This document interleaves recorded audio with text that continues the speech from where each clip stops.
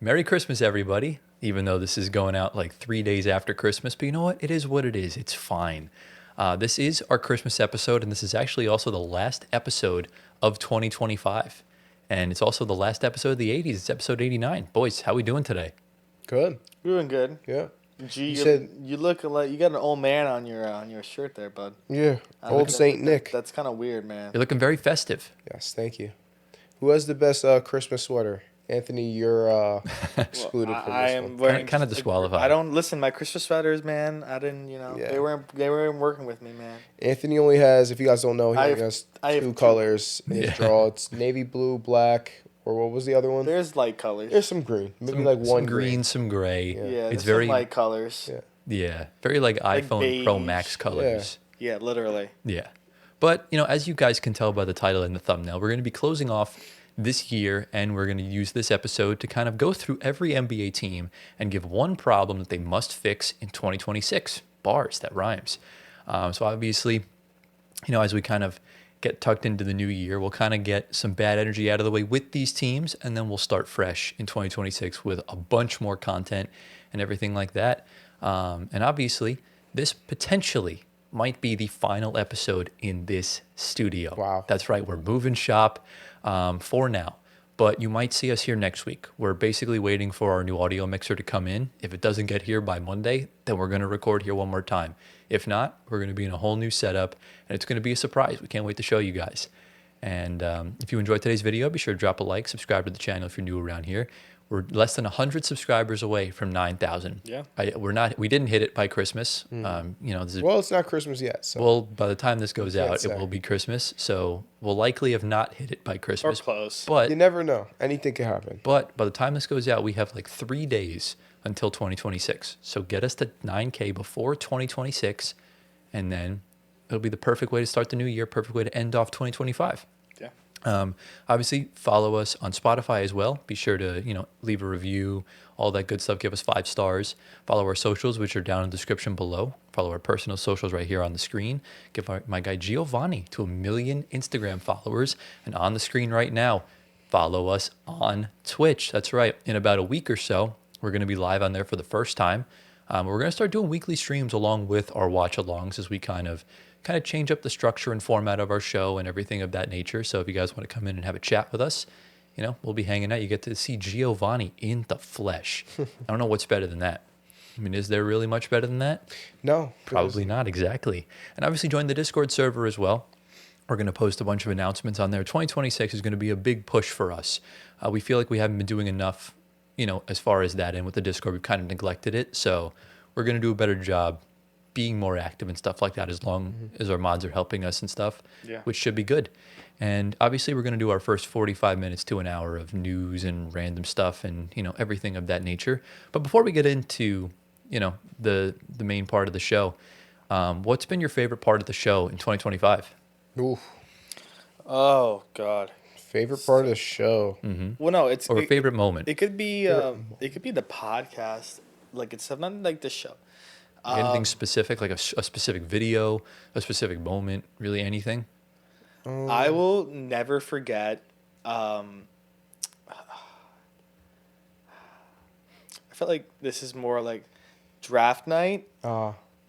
Fady's reaction to his draft pick, and so Tyler's as well. Yeah, that Yeah. was funny. And then also the free agency stream, Tyler's reaction to the Cam Johnson trade. Yeah. Yeah, that was a fun moment. Yeah. That's Yeah. definitely up there for me.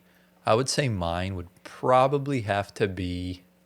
The playback streams. The first playback stream Playback was was a great. blast. Also, I mean, we weren't live for Luca. It should have been Luca if we were live. Oh, yeah, the emergency episode. Yeah. But like Yeah. it should have if we were live, that's probably the best moment we've had. But like that was at 12 o'clock on a Saturday. Yeah. So Out of shame on the- them for not putting it in regular hours. Yeah. Exactly. Uh, What about Yeah, you, I G? know. For me, I would say my favorite moment was when Anthony had to get inside of the ice tub.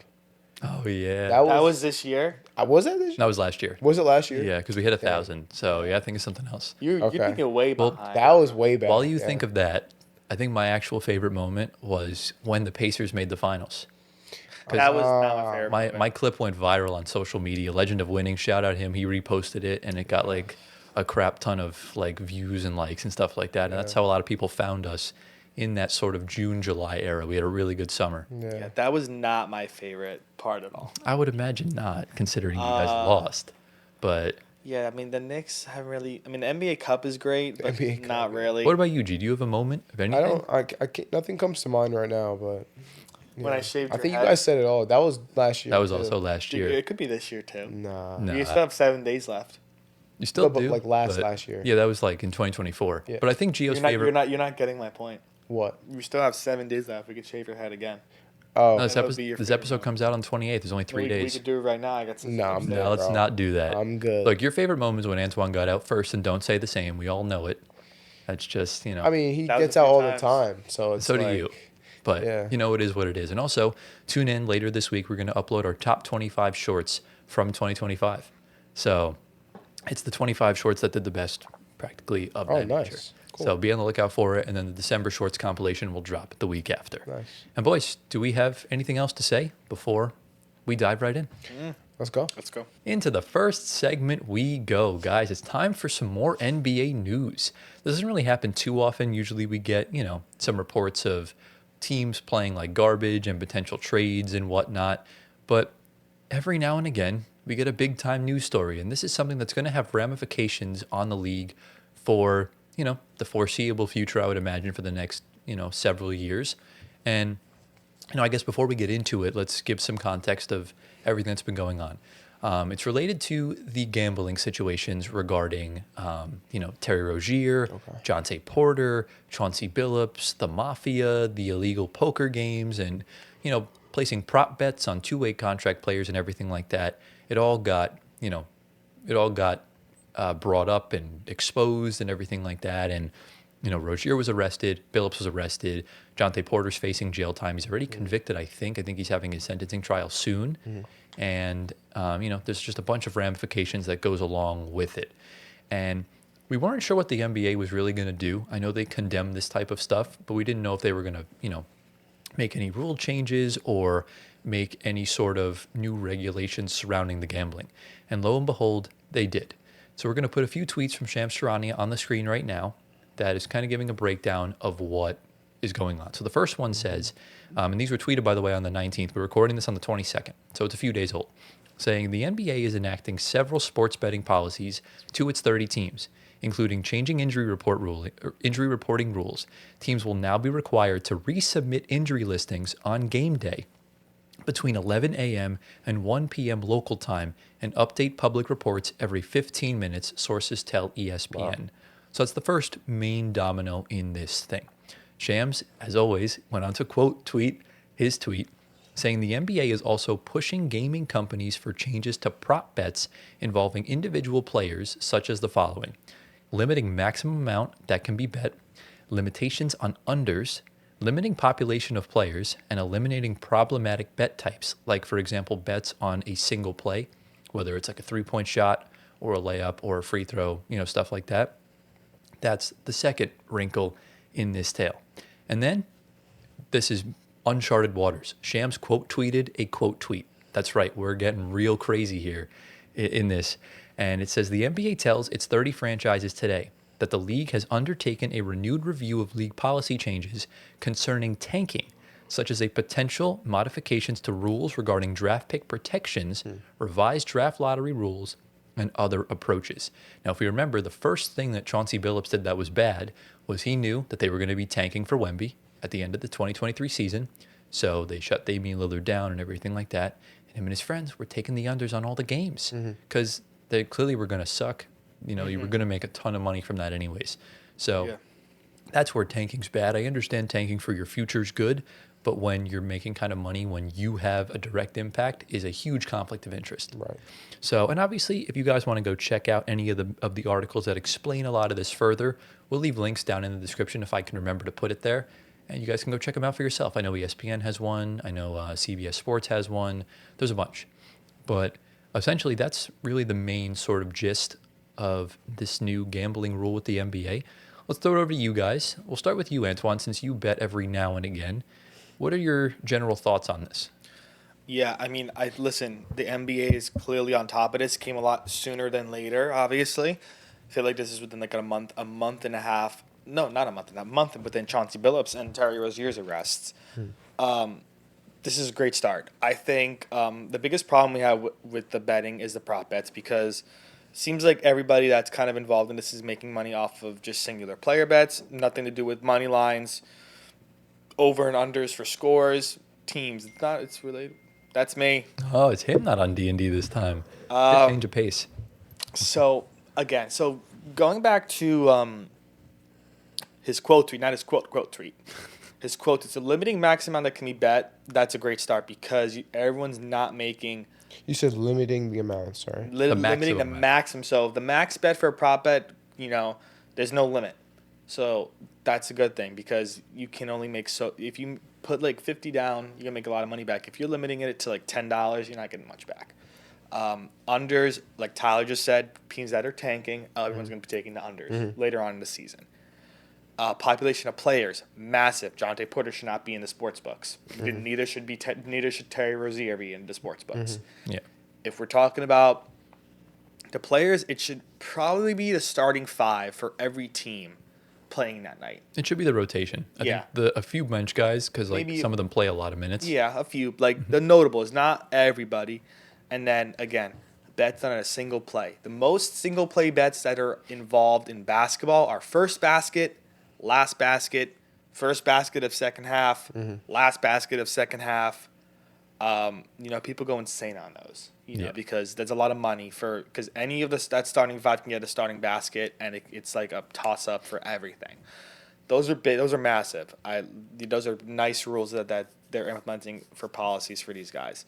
The tanking thing. So what's crazy is that I only saw Shams' first tweet. I missed the second tweet, which I just said, and the third tweet. The tanking stuff is interesting, because this directly affects Tyler for his team. Not really. Not as much, but we know the Nets are kind of rebuilding. But like, it is again, it has nothing to do with tanking in itself. It's just a matter of the betting regards to tanking, like what Chauncey Billups was doing. So it's not concerning the teams that are tanking. No. Right. The only time they took action was when the Mavs traded for Kyrie Irving, realized they weren't making the playoffs, and realized the Knicks had their pick if it was 11 to 30. So they blatantly tanked away games, and Luka and Kyrie both sat out.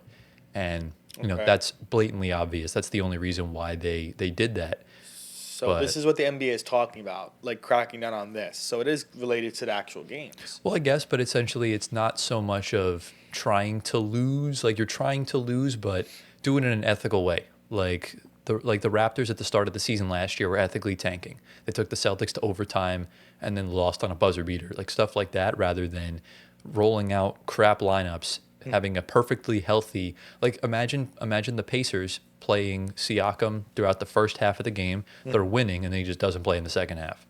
Okay. That's one of those things. Or if he just sits out 5 games in a row and he's perfectly fine. Yeah, that explains the injury report stuff too. I think this is a great first start from Adam Silver, and it seems like that this is at the forefront of a lot of things for them, because they came to a conclusion really quickly, or like a start of a conclusion of what to do. Which is great. So we're going to see more from this soon, probably. Of course, we're still awaiting Terry and Chauncey Billups' fate, which is going to come soon. But regardless, getting right to it is, the biggest solution to everything. Because the longer you wait, the more stuff that could happen. And I think Adam Silver finally had this wake-up call to get right to it with this specifically. And, before anything major happens where he could lose massive money to the league and maybe lose his job. We don't want that, but, Or do we? No, I'm playing. I mean, we don't want people to lose their jobs. Yeah, but, we can't. You got to do your job, and this is a start. Yeah. Which is, in the right direction.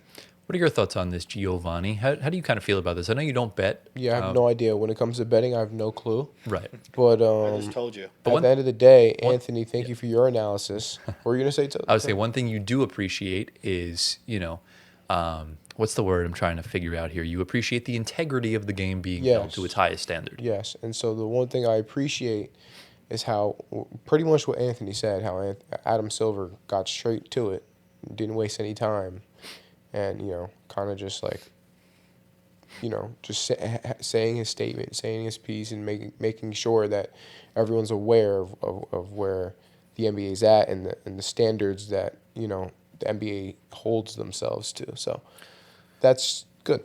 I will Thumbs up. Like I'll emphasize this to you, Gio. Like this stuff does not apply like to a Fan. regular Like a person, like a fan. gambler, like that just on the fly. Like I'm gonna throw a bet, just I'm feeling it. Okay. This is for like the degenerates The that are ones- living on FanDuel 24/7, checking Okay. the odds, moving back and forth, Right. what the storyline. So that only affects them. I don't really think it affects them. I think Who does it affect? it affects the players, because we know there's tons of players doing this. There's tons of coaches doing this. They just haven't been caught. You mean like okay? Like the regulations, remember it says these are policies for its 30 teams. Yeah. So this is mainly aimed at the teams to prevent Jonte Porters from happening again, to prevent Terry Roziers from occurring again. Yeah. Because it's so easy to manipulate. If we just got rid of unders completely, we wouldn't have these types of problems. That's true. Because at least like the lesser of the two evils will be betting on your overs because you're trying to at least win. 100%. But at the same time, when you're betting on your unders, you can go out and throw out a half-ass performance and call it a day, and you're making 20 grand. Do you think that's realistic to throw away the unders? I think it's a great idea, but it's essentially not something that they're gonna do. They're They're not going going to to do it. Because think about it. In 99% of under cases, let's just say Nikola Jokic one night, over under 29.5 points. Yeah. You can predict him to have a 20-point triple-double, and that's you're correctly predicting the under. Right. But again, these regulations are specifically for the 30 teams. Right. So they can prevent, their inner circle and their players from betting. Because I think that's the biggest problem. Do they necessarily care about the degenerates that are on DraftKings and FanDuel? No, because at the end of the day, they're funneling money in themselves and making all that. Yeah, fair. What NBA teams do not like are bad optics. And when you have a player betting his unders on a game, betting on his team to lose, that takes away the integrity of the game, and that throws bad press, bad buzz, and just creates a bad atmosphere around. It's like a dark storm cloud over the team. But I mean, I would personally get rid of them, but they never will. Yeah, that takes a lot of power away from the sports books, and they don't like that. They love being in the power. Since they give the money, a lot of the sponsors are a lot of the gambling, like FanDuel, DraftKings are the main sponsors of the league. Yeah. With their logos everywhere. Like Terry Rozier was like the biggest player we've had bet because we didn't know about Jonte Porter. We're still waiting on Malik Beasley. Who knows what's going on with that? Wow. Honestly, but like Tyler said, there are a lot of players that do this. That it's under wraps, And you agree with that? You think there's a lot? 100%. Okay. I would hope no one on my team, but Do you think superstars are doing this, or is it just like kind of like the G League I players that would come in for a little probably bit? say if we're putting 5 of the league superstars, Yeah. one of them is doing it. One out of every 5 superstar or Look. star. Look, if I don't know if it's all of them. Michael Jordan was gambling, Well, he wasn't gambling on the NBA. but it doesn't matter. If Michael Jordan was gambling, then Yeah, you have the questions. opportunity is like the world is your oyster essentially if you're an NBA player in today's league. And It's a difference between gambling on yourself winning and then gambling on yourself losing. right, but we don't know. Complete difference. We just Jordan never gambled on himself losing, I feel like. I don't know. There's don't no know. way, bro. Yeah, we don't Bro know. has 6 rings. Better than LeBron James. Get at me in the comments. Yeah, I mean, We'll close with this. I just want to put a little excerpt on the screen from ESPN's article surrounding this. And it's a quote, and it says, "Core to the NBA's position is that sports leagues should have control over the types of bets offered on their games. Because leagues currently do not have such control, any changes will need to be pursued via negotiations with the sports betting operators, requests to state gambling regulators, legislative action, or some combination of these avenues. This is why it's so tough." And it says FanDuel and DraftKings are the official game partners of the NBA, and approximately 10 other betting operations have partnerships. So, outside of them, you have BetMGM, you have Betway, you have 365, you have Underdog, you have Fanatics, Barstool. There's so many sports books, and there's so much to handle. But that's the main problem, is that the gambling stuff becomes more of a governmental thing because sports gambling is a reserved right, meaning it goes to the states to decide whether it's legal or not.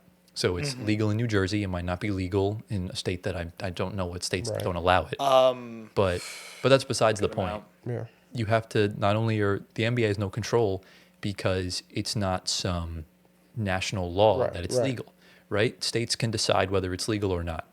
But not only do you have to talk to your state politicians and your state leaders, you also have to talk to the companies themselves.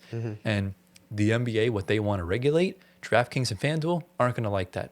And that's where the problems lie. And that's where this is going to take years of nooks and crannies of Yeah. filling the gaps of Figuring this thing out. working out the kinks. Yeah, that's kind of where it is. Yeah. Yeah, so right now, 39 states have it legal. 11 states do not. Which 11? Alabama, which is shocking. Crimson Tide is there. which Yeah, but is that's just one team. crazy. Remember, Alabama's, I don't expect them to legalize it yet. Alaska and Hawaii, kind of given. They don't have sports teams there. Nothing What going else? on. California, Interesting. Ton Georgia, of sports teams over Georgia, Idaho, Minnesota, Oklahoma, South Carolina, Texas, and Utah. there. Wow. So put the two biggest states, Texas and California. We'll put the graphic on the screen of the states that don't have it legalized. 39. That way it's have easier it for on. y'all to kind of tell. But yeah, I mean, look, sports betting has always been. I remember I wrote a paper my freshman year of college. That was when it was like first legalized in New Jersey, and I did one excerpt from the paper talking about like how this could potentially be a bad thing moving forward, as it funnels down into if it gets into the wrong hands and corruption and everything like that. That's just what it can happen. I mean, don't get me wrong, it's a $1 billion industry, but any big successful thing's going to have its downsides. How long ago did you write this paper? I started college in 2018, so anywhere between Wow. how long ago was that? Like 8-9 years ago? No, crap. You just walked Yeah. right into that one, didn't you? Yeah. You know what the worst part was? It was actually 6-7 years ago. But anyways, it is what it is. That's kind of the gist of, the NBA gambling stuff. I like the move from Adam Silver. This is a good start. Let's clap it up for the boy. This is a nice rare Adam Silver W. And we'll keep tabs on it. We'll see if anything else comes about this case of the the mafia and stuff like that. And let us know in the comments, what are your thoughts on this new gambling regulations and stuff like that? How do you feel? And boys, do we have any sort of questions, comments, concerns before we get into the surprise segment? Let's rock. Into the next segment we go. Ladies and gentlemen, welcome back to Tyler's surprise segment. This is the segment where I just bring something fun and not really news related to the table. And it's something we can just have fun with. The past 2 weeks, we rated all 30 NBA City Edition and Classic Edition courts. So if you guys do want to go check that out, the link to episode 88 is down in the description below. Go watch it. Also, again, we apologize that the episodes have kind of been coming out a little bit delayed. Our next few episodes are going to come out on Sunday because I'm going to be away on Saturdays. So give it about maybe 3 more weeks and they'll be back to Friday and Saturday uploads. We'll kind of pick one day and stick with it from there. And that'll kind of be that. And boys, you have no idea what I'm going to be talking about today. And, lo and behold, when you're out of ideas, you're not sure what to do, our old friend, Bleacher Report, comes to the table and releases another article. And for those of you that don't know, Bleacher Report usually does these things. They poll several of their writers to base a good sample size of opinions when it comes to ranking and choosing players and stuff like that. And this actually came out at the end of November, and we just really haven't had the time to use it until now. And this is going to be this is the best second option in every NBA team's history. It's really good. Really good one we Exciting. can do. And it'll tell you who the best player on the team is and who the best second option is. I can tell you the best second option on every single team right now. What we're going to do, this is going to be kind of a little bit of a contest. So you guys are going to try and guess who you think the best second option is on each team. Anthony, you're gonna get cooked, by the way. So No one's Good. talking to you. are you researching it right now on your computer? No, this is So not then how the about article. so then how about you close that, buddy? That's not the article. Yeah. Okay. No But- cheating. Yeah. It wasn't the article, Yes, I promise. But essentially, we're going to do the Eastern Conference today. And then next week, in episode 90, we're going to do the Western Conference. Got it. So, L boys, dancing.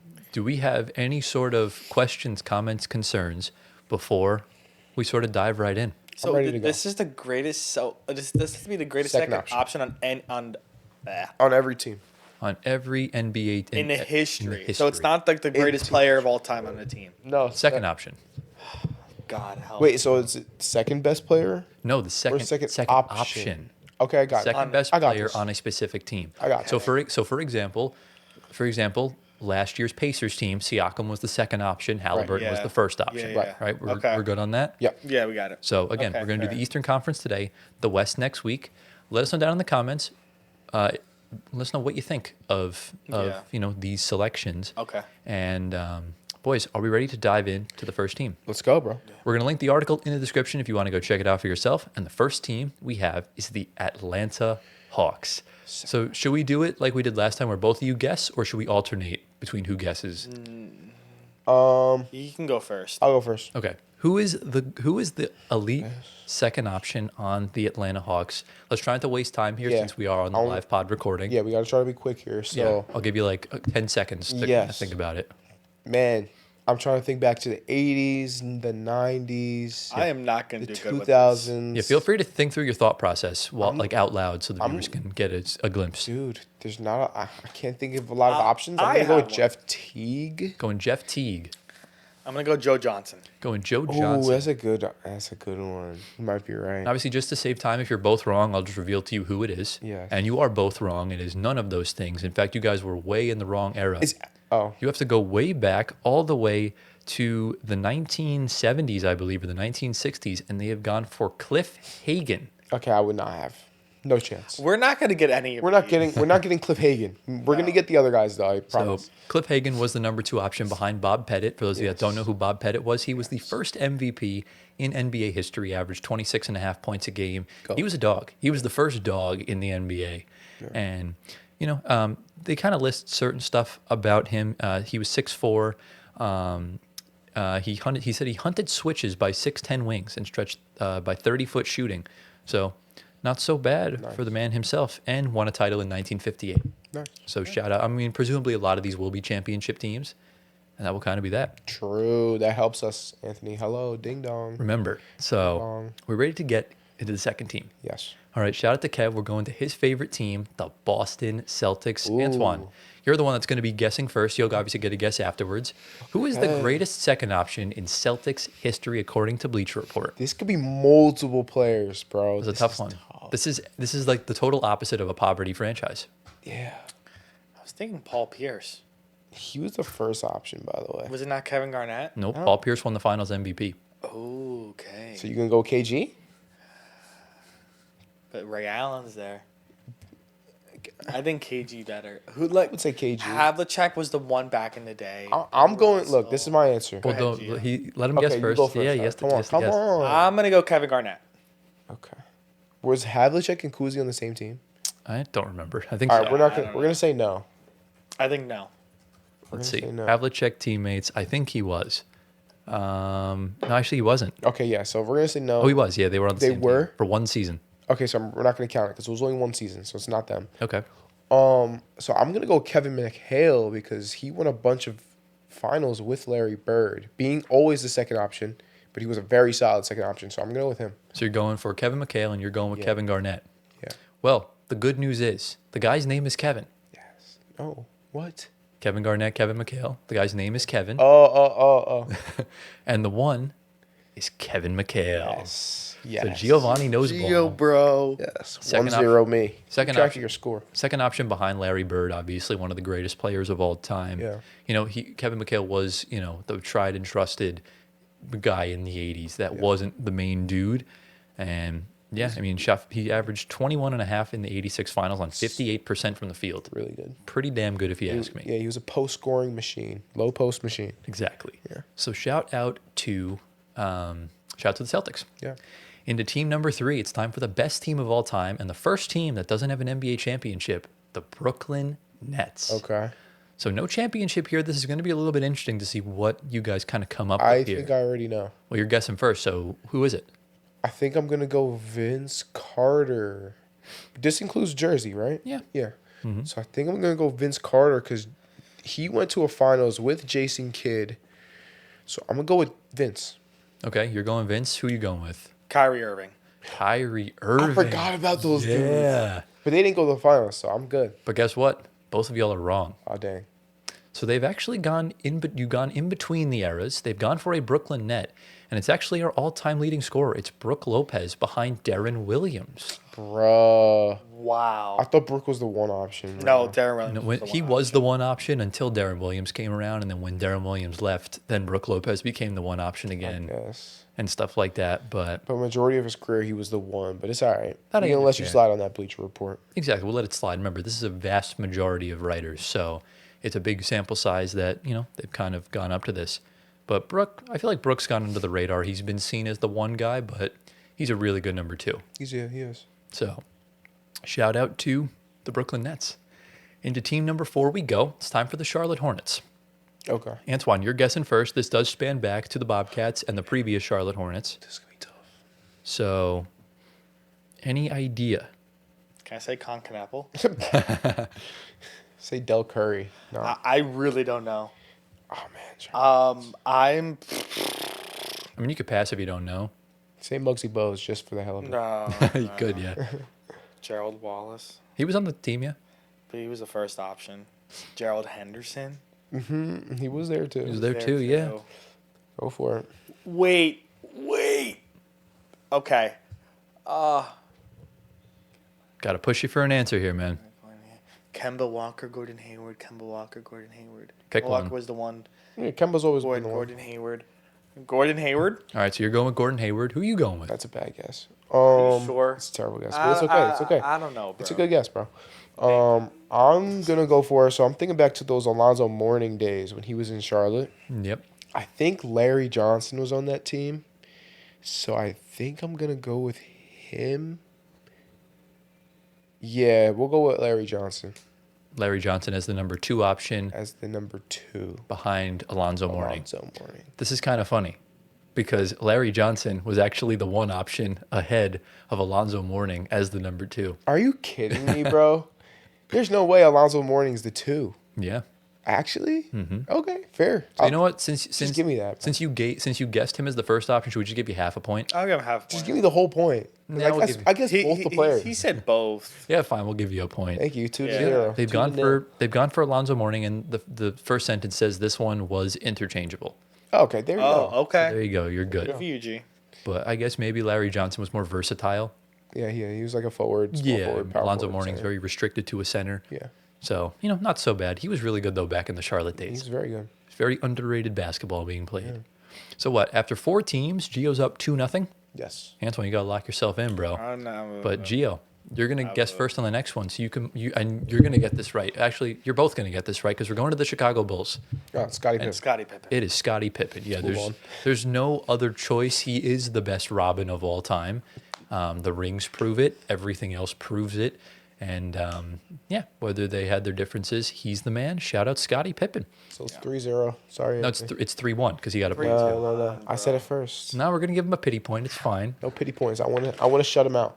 But Antoine, we're moving into your first guess, and again, you're gonna get this one right. Thankfully, we're going to the Cleveland Cavaliers, Kyrie Irving. Yeah. and it is Kyrie Irving. So yeah, maybe we'll do that instead. Then we'll give you the point. We'll give you the point. So now it's 3-1. Kyrie Irving again, probably the second best Robin of all time. Yeah. Even though he only won run Behind who? behind Scottie Scottie Pippen. Pippen. Yeah. I want to say he's the best Robin, but that's I just don't know, me. man. I don't. Think I'll I make can- that argument another day. Look, low key, some of these good teams in the NBA right now, if they win multiple rings, their second options could wind up being the best. If.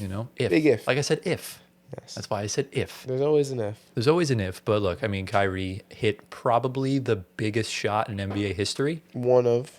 It might be I mean, think about it, a fourth quarter dagger after coming back from 3-1 against a 73-9 team to win the finals, win the first championship in franchise history in LeBron's hometown in the comeback. That's a huge shot. You know what? You might be right. Yeah, it just once you add everything up together, it just has to be. Yeah.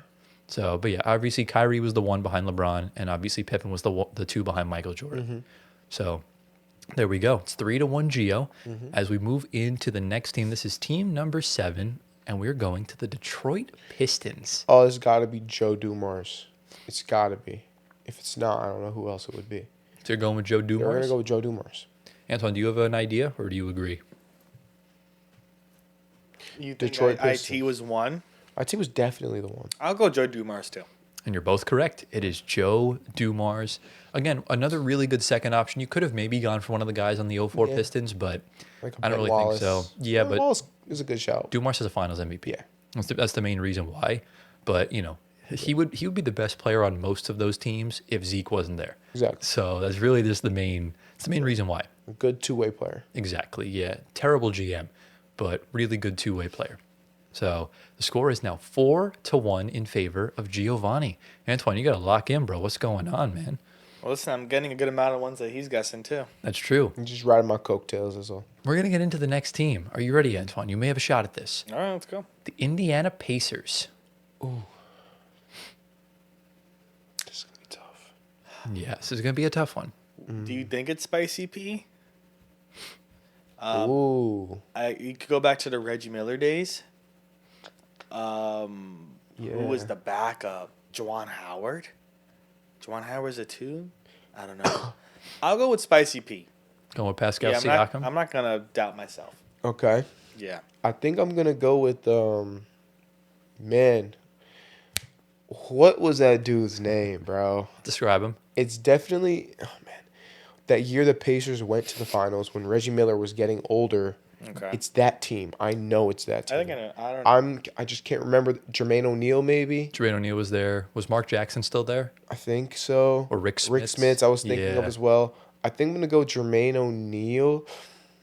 Yeah, let's go Jermaine O'Neal. Okay, you're wrong. Damn it. And you're correct. No. It is good old Siakam. Right behind Tyrese Halliburton. You need a crown. This will probably go. I'm not gonna lie to you. This will probably go down as one of my a single season. This is probably my favorite team of all time. That's Just because I believed in them from the start. Bro, just be a Pacers fan, bro. No, I'm Nets world always. Yo, get off my water, bro. I'm wearing the crown. It's now 4-2 in favor of Giovanni. But Gio, you could go ahead and pull away in the next round as I scroll down because there's a bunch of West teams. It's in alphabetical order. We're going to the Miami Heat. Oh, that's easy. Yeah. Come on, G. I mean, Dwayne Wade, right? Yeah. Come on, bro. Yeah, Dwayne Wade. It is Dwayne Wade. Yeah. That's Yeah. easy. Pretty simple behind LeBron James. That Heatles team was disgustingly incredible. Yeah. One of the greatest teams of all time. D Wade, another Finals MVP that was an elite second option. There's what's not to love about D Wade, and it's 5-2. So you're just cooking. I am. So you're just cooking. We're only through 7 teams. Yeah. Well, no, there was a few you guys didn't get. Yeah. Yeah. So like 9. So on ones where you guys didn't score, then Give me the rest of that. No. Let me take ownership of that. Anyways, as we get into the next team, Antoine, you're going to have the first crack at this. We have the Milwaukee Bucks. It has to be Chris Middleton. Yeah. I was gonna say. So you're It's going definitely Chris. Both going with Chris Middleton. Oh wait. They won one other championship. Yo. Go ahead, okay. you do it. You say Chris. That's your final answer. Yeah. I'm gonna go. Wait, who was the main option? Was it Oscar Robertson or was it Kareem? Oh. Because they were both. They won a championship together, bro. I could be completely wrong, man. Bro, who's the number one option on that team, though? I think I'm gonna go. Kareem was the number one option, so I'll go Oscar Robertson as the Robin. Okay. And you're correct. Let's go, What? That is. I should have said Oscar, bro. bro. I just know Crazy. ball, bro. Yeah, Oscar Robertson. Unironically, one of the greatest Bucks of all time was a second option on the team with Kareem. This was, back in the prime days when he was averaging 31, 11, and 12. That was Lou Alcindor at that point. Yeah, it was, man. Yeah. So shout out to Kareem Abdul-Jabbar and Oscar Robertson. Gio, it's 6-2. I don't think you have any shot at winning. No. I'm not even going to put the scoreboard on the screen because it's just a shellacking. It's not even fair. It's a spanking. It's a spanking. It's a total spanking. But anyways, are we ready to get into the next team? Yeah, go Let's ahead. Giovanni, it's time for your favorite team, the New York Knicks. Second option on the Knicks. This could be a tough one. This could be a rough The Knicks have had some good eras. one. Ooh. I want to say. So they only have one championship. So I want to go Willis Reed on this. I want to go Willis Reed with Walt Frazier. But it could also be that other dude. Nah, I'm going to go Willis Reed. So you're going Keep it Willis simple. Reed. What are you Yeah, I'll thinking? go with that. Well, Willis Reed is on here. but he's the number 1 option. Wait, what? Yeah, It's Walt Frazier? You're lying to me. They had Walt Frazier as the number 2 option. That doesn't make any sense. I'm sorry. It should be interchangeable, honestly. Yeah. Like That the doesn't other make one. any sense. How does that make sense? Walt Frazier is way higher ranked on like all-time rankings than Willis Reed, and now he's the number 2 option. How does that make sense? Yeah. I don't know. I mean, I would agree that Willis Reed is the second option, but they've gone for Walt Frazier. Okay. I guess because Willis Reed was just so dominant down low back in those days. I don't know. But, it kind of is what it is. You gonna give me that point or what? We'll give you a half point. No, since you bro, didn't. give me the full Fine, we'll point. give you the full point. It's okay. 7-2. 7-2. Antoine's getting destroyed right now. We only have like 4 teams left. And Antoine, you're going to get to go first on this one. We have the Orlando Magic. Ooh. Oh, this is easy. T-Mac? So you're going with T-Mac. It's gotta be Penny Hardaway. It is Penny Hardaway. That's who I was going to say, bro. And I chose T-Mac, bro. Behind Shaquille O'Neal. Obviously we know how great Penny and Shaq were back in the day. It was quite insane. I believe they made the finals in Shaq's rookie year. I think in the second year. It was one of his first 2 years, Yeah. and that was when we kind of knew that Shaq would be this all-time incredible player. We did. Just sucks that he was a little lazy towards the latter half of his career. Yeah. But it is what it is, man. And, you're not going to be better than Shaq on any team you play for. No. So that's just kind of how it goes. And, Gio, we're, again, just going to transition right to you with the next team. We have the Philadelphia 76ers. Ooh. Who's the goated second option of this Ooh, team? This is a tough one because like those 70 teams with Moses Malone, Julius Irving, those dudes, it's got to be one of them two. I think Moses Malone was so goated on that. I love Moses Malone. I think he was better or more of an X factor in the playoffs at least than Julius Irving. Yeah. So I'm gonna go with Julius Irving as the best Robin. That's a bold take. That is a bold take. How do you feel about this? Who do you think the best second option is on the Sixers? That's You said Dr. J? I did. Who's the first? Moses Malone. He was a freaking tank, bro. Who are you going to go with, Antoine? Of recently, Ben Simmons. it's been awful for Philly. BJ Edgecombe. Whoever AI's second option was, whatever his name was. Yeah, who was AI second option though? He had no second out. It was like the Exactly. Kembe. I'm gonna probably have to go with Gio, honestly, 'cause I have no name. You're going to go opposite, flip-flop, just in case. I'll go Moses Malone. Go Moses Malone. Yeah. Giovanni Squitieri. You, my friend, no ball. Let's freaking I go, should have bro. said Dr. J. Yeah. Let's freaking go. Dr. J is the goated second option. It says, for years, Irving stood alone as the face of Philadelphia basketball. Before the 83 breakthrough, he was the Sixers centerpiece. And then in comes Moses Malone and just grabbed every rebound in NBA history and became just an absolute dog. So, there you go. Congratulations to you, Gio. You just keep on cooking. Thank you. And boys, we have 2 teams left. You ready to get into the penultimate one? By the way, it's 9-1. 9-2. 9-2. Antoine, the Toronto Raptors. There's implications here because Fetty will attack you if you get this wrong. Well, I'm going back to the Kawhi championship. Kyle Lowry. You're going with Kyle Lowry. Okay. It's got to Giovanni. be Kyle Lowry, yeah. Not going with Siakam. Not going with Fred VanVleet. Not going with OG Anunoby. That team was He wasn't stacked. even playing. But I still think it is Kyle Lowry. Going with Kyle Lowry. Well, I can confirm to you, it is the big booty man himself, Kyle Lowry. I mean, yeah, in my opinion, the best Raptor of all time. Based on like longevity, championship. He's pretty much done it all with them. Yeah. And I'm pretty sure he's up there amongst like the all-time leading scorers. And his threes feel like a dagger every single time. And he was big for them in the playoffs. So shout out him, shout out Siakam, shout out Fred VanVleet. All 4 of them collectively were that Raptors team and just was tied together with Marc Gasol. So shout out them. And Giovanni, our final team, the Washington Wizards. Wizards. I already know. Washington Wizards. They do have a Do championship. they have? Oh, that's with that big dude, Wes Unseld. Wes Unseld. Yeah. Yeah, I don't that know big who dude. the hell was on that team. I have no idea. Yeah. All right, so we're gonna go more recent times then. Karan Butler now. Wait, hold Come on. on, Gio. Hold on. I already know who this is. Oh, let's go with Bradley Beal. Going with Bradley Beal. Yeah. The elite second option, by the way, back then could have been like Elvin Hayes Okay, so or solid. someone like He's that. solid, yeah. But it's Bradley Beal. Yeah. Yep. Like, what are we doing here? He averaged like 30 something one season Yeah. behind John Wall. That was probably the biggest what if top two options you could possibly get. Because if these two actually were healthy and played meaningful basketball more often, who knows what they could have done in the playoffs. Yeah. This kind of just goes to show how poverty the Wizards are. Yeah. And they still are. And that's just a big problem as far as that goes. Yeah, we'll talk about them later. Exactly. We will talk about them later as we get into our problems. But yeah, obviously, credit to these two for not winning a championship and still being the best second option and first option in the franchise's history. And we know how good they were two-way, really fast, really shifty. And that's kind of how it goes. And Gio, you absolutely destroyed Antoine. I Annihilation. think it was like 10-2 or 10-3, something like that. So Antoine, you gotta come back stronger next week when we do the Yeah, West. bro. Come on, So bro. I really don't know if I'm gonna get it next time. I don't think you know Next ball week at like all. me, bro. I don't know. You'll I just don't have to see. You know ball, but you don't know like me, though. Okay, Gio. You know what I'm Gio saying? knows the old Yeah. school ball, I just got it like that, bro. but you didn't know Cliff Hagan. I don't know who No, we that don't know is. Cliff Hagan. So it's unfortunate. Yeah. But yeah, that concludes the Eastern Conference best second options of all time. Tune in next week when we go to episode 90, when we do the Western Conference teams. And let us know down in the comments, who is the best second option on your favorite team? And boys, we've reached that point in the episode. Are we ready to address some problems?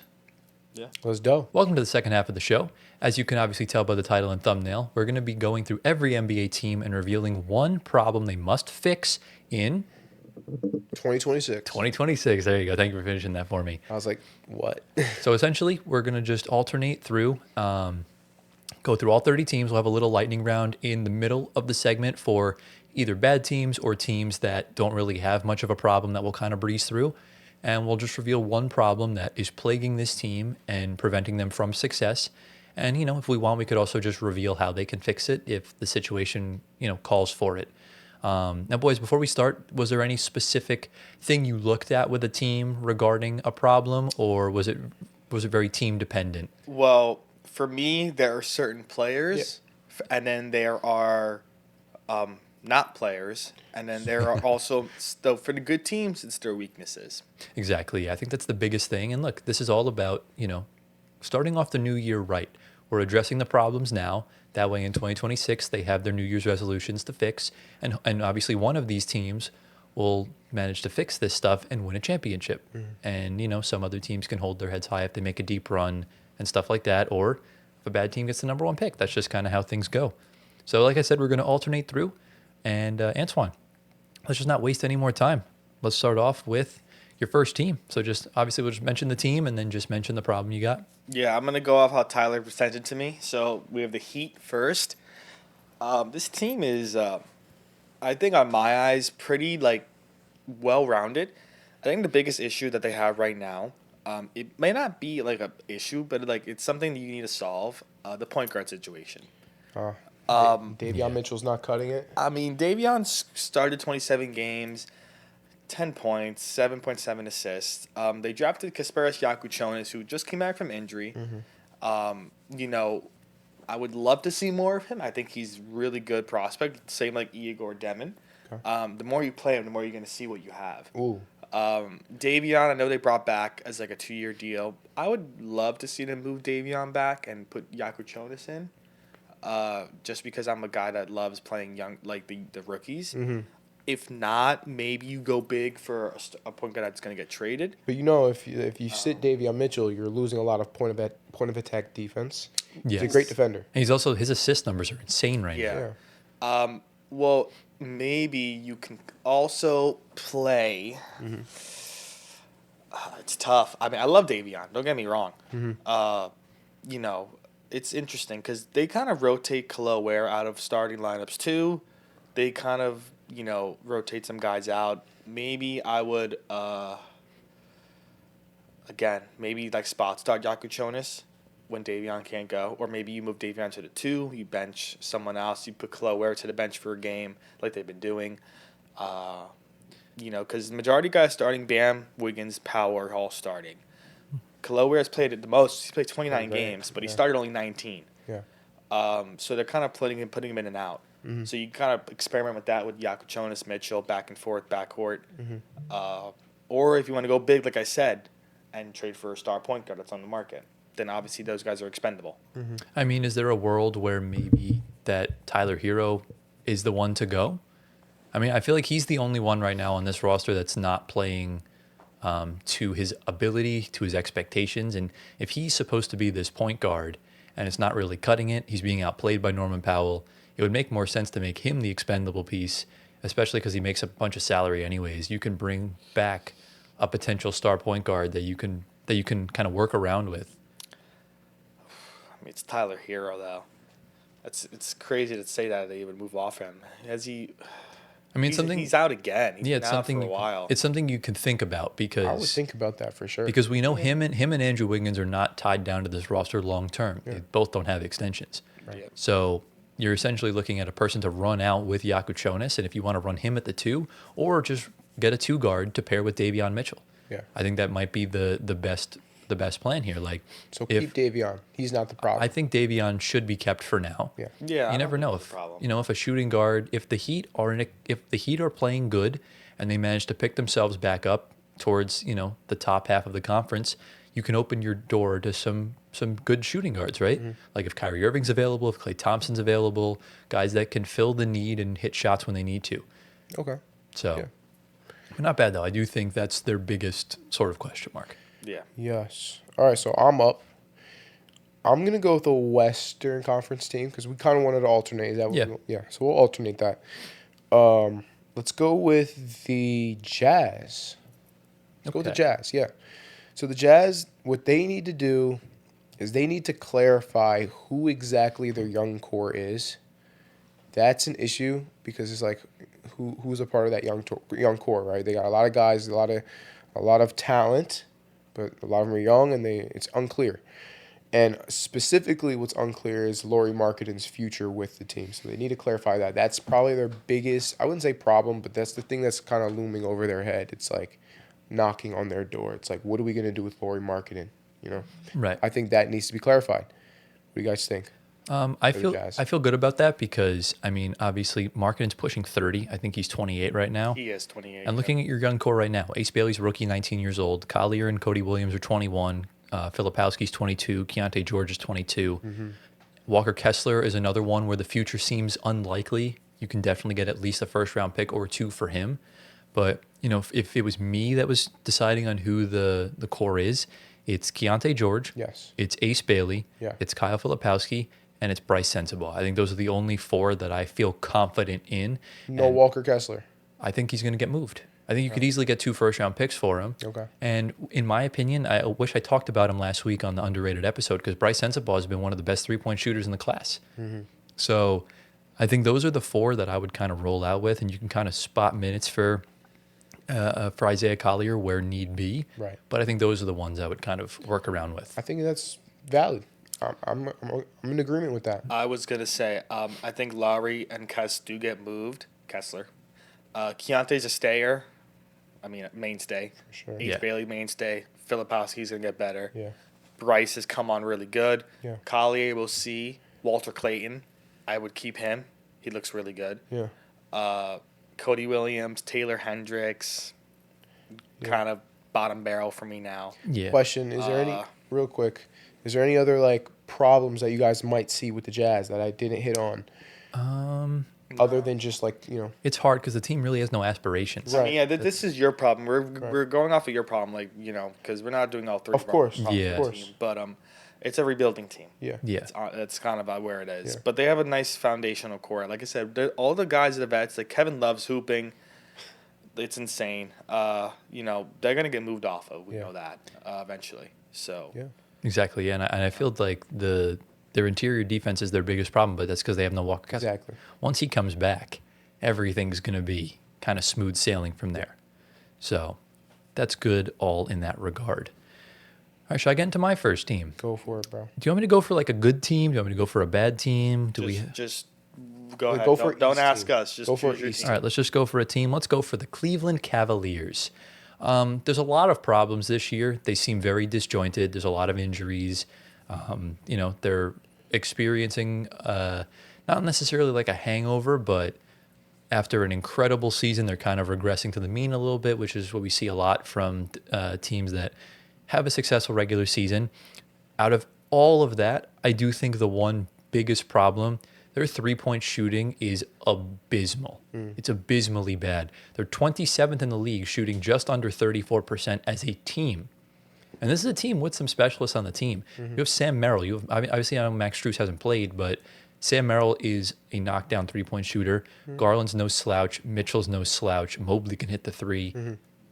They look like Frauds. not frauds. They look like trash from behind the arc.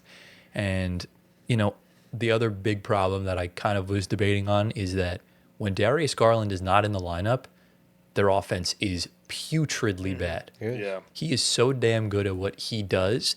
It's probably going to wind up leading to a Darius Garland trade if they can't seem to figure this out, because teams are very interested in Darius Garland because they see the value he brings. And, when he's not in the lineup, the three-point shooting's bad, and Mobley looks like he's plateaued. Jared Allen looks stale. It's just the Cavs have taken it's been a rough year for them. They're trying to figure things out. They just need to wake up. They do. But for the three-point shooting specifically, how do we feel? I think that's very plausible because you have DeAndre Hunter. You said Sam Merrill. Strus again, injured. We're waiting on him. There's guys there. Mitch can shoot the three. Garland can shoot the three. So, again, like Gio kind of saw this coming, If I'm being honest, I would blow it up. Oof. That's tough. I would blow it up. And I think I would too. I think It's the frauds. only guys that are untouchable, It's Mobley. Mobley and Jalen Tyson. Well, obviously, yeah. I would move off Allen. I think DeAndre Hunter is severely overrated. Yeah. He's been that. Even Sam Merrill, the money he's getting, not Over it, yeah. producing. Making too much. I think Garland's time. I think Mitchell, his time has been there for a long time to go. Wow. Big statements coming from you. I think it's you sound like me right now. if they keep going down this road to the deadline, I would seriously consider moving off of guys. I don't think they'll do it at the deadline, but definitely in the offseason you might see a fire sale. But I hope so. I don't know. I feel like the Cavs have enough cap space where they have another good move in them to try and figure this out if a star becomes available. The sooner, I can't talk. Sooner the better. The sooner they find out that they're frauds, the better. But they're not. They're just not. They were just never that. I don't know. All I'm saying is it's not working, and once again, It could it's be a not Kenny working. A issue. I don't think it's a Kenny A I don't issue. think so either. I think it's a Team issue. No, I think it's a lack of.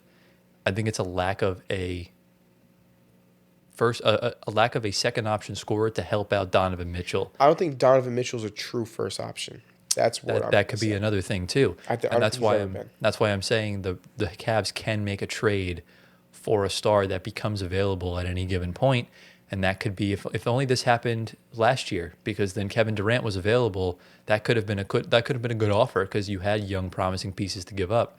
But now, I mean, Jared Allen's probably going to go along with DeAndre Hunter, another salary. You can definitely give up some picks to get a star, whatever you have left after the trade for Donovan Mitchell.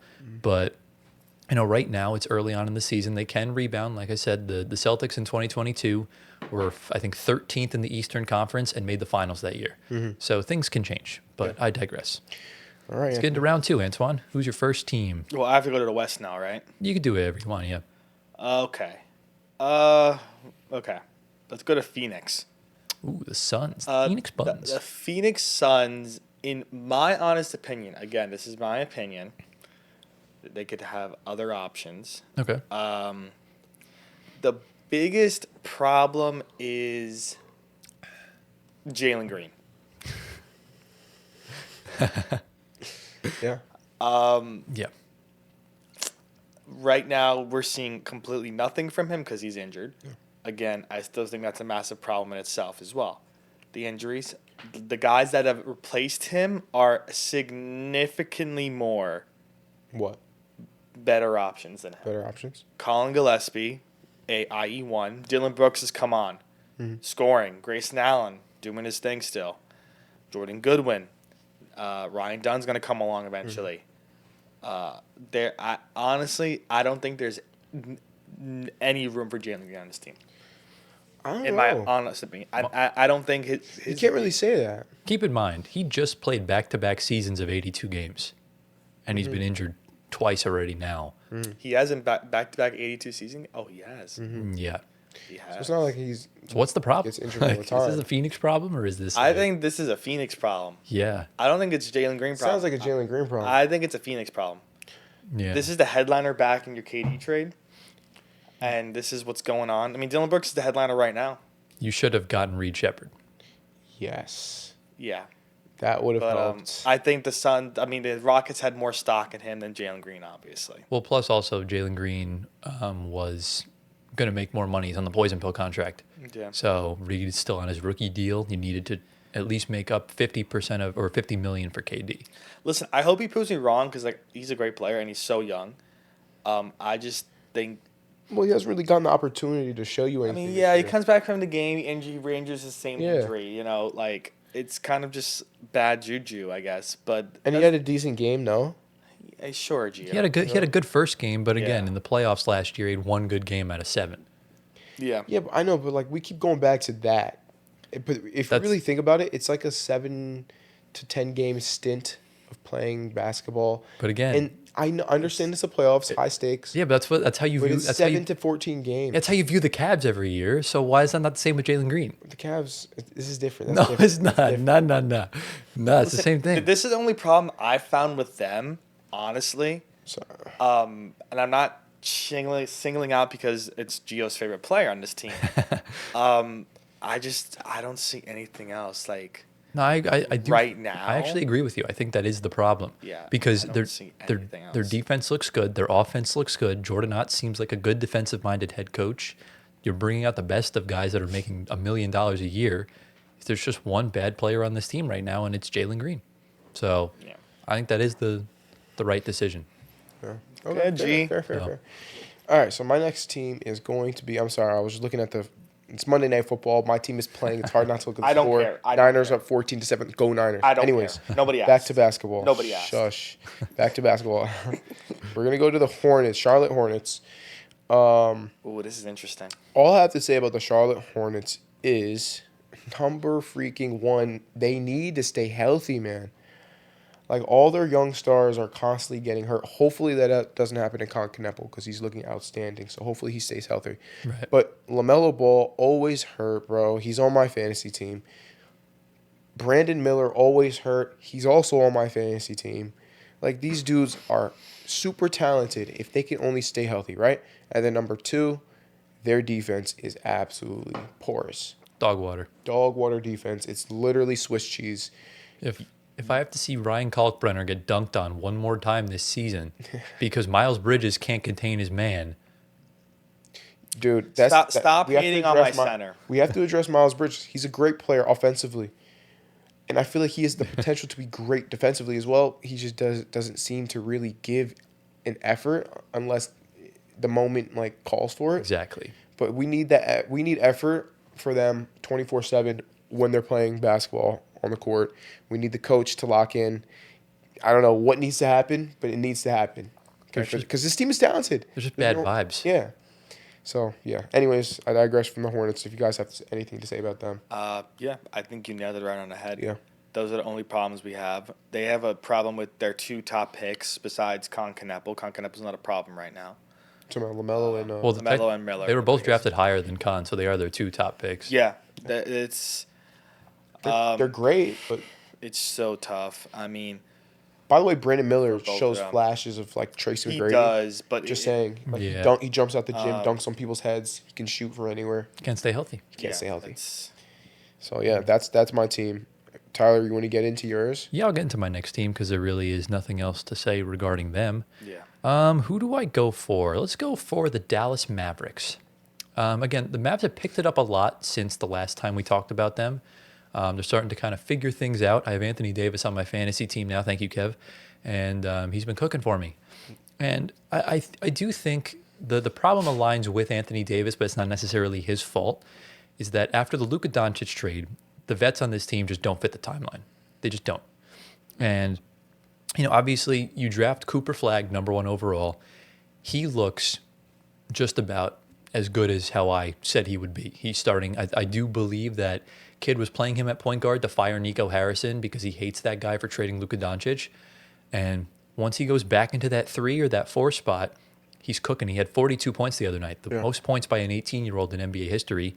He just turned 19 yesterday. He's the same age as Tatum. Isn't that crazy? Yeah, that's crazy. Nuts, bro. I can't wait next year when they play for the first 2 months until he's older. But it's clear that this is who they need to build around. This is the future of this team. Yeah.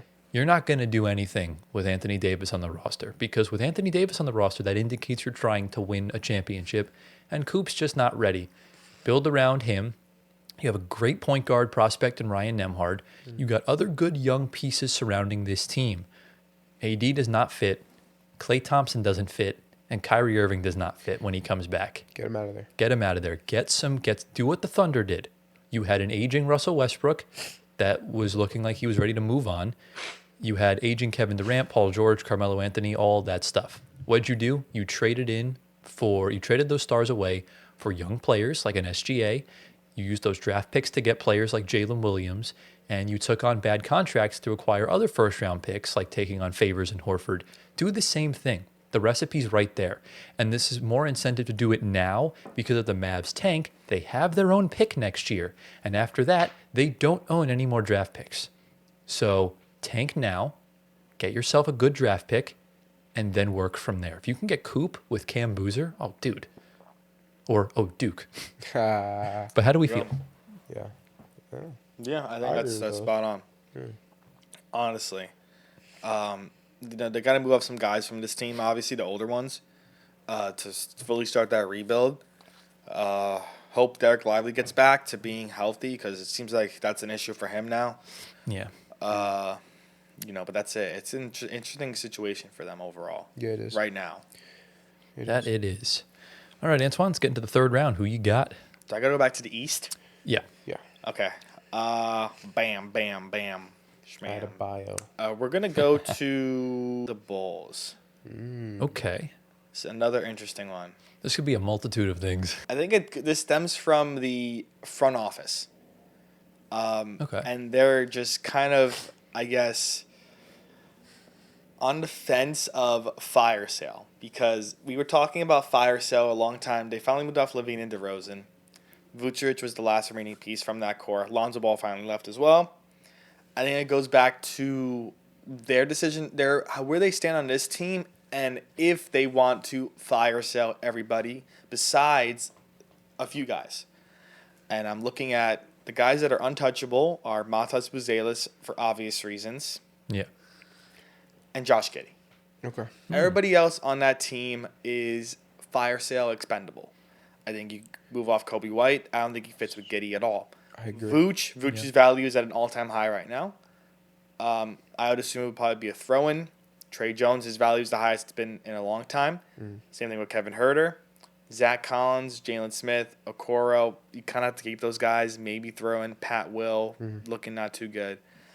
But I think, again, with Cleveland, I think it's time to blow this team up. So blow up the Bulls. They're a team that should, rather than they should do it first before Cleveland. Yeah, they need to blow it up. I mean, I would, for the right offer, I would trade Giddey. I think the only untouchable is Matas Buzelis. I just don't know if this leap.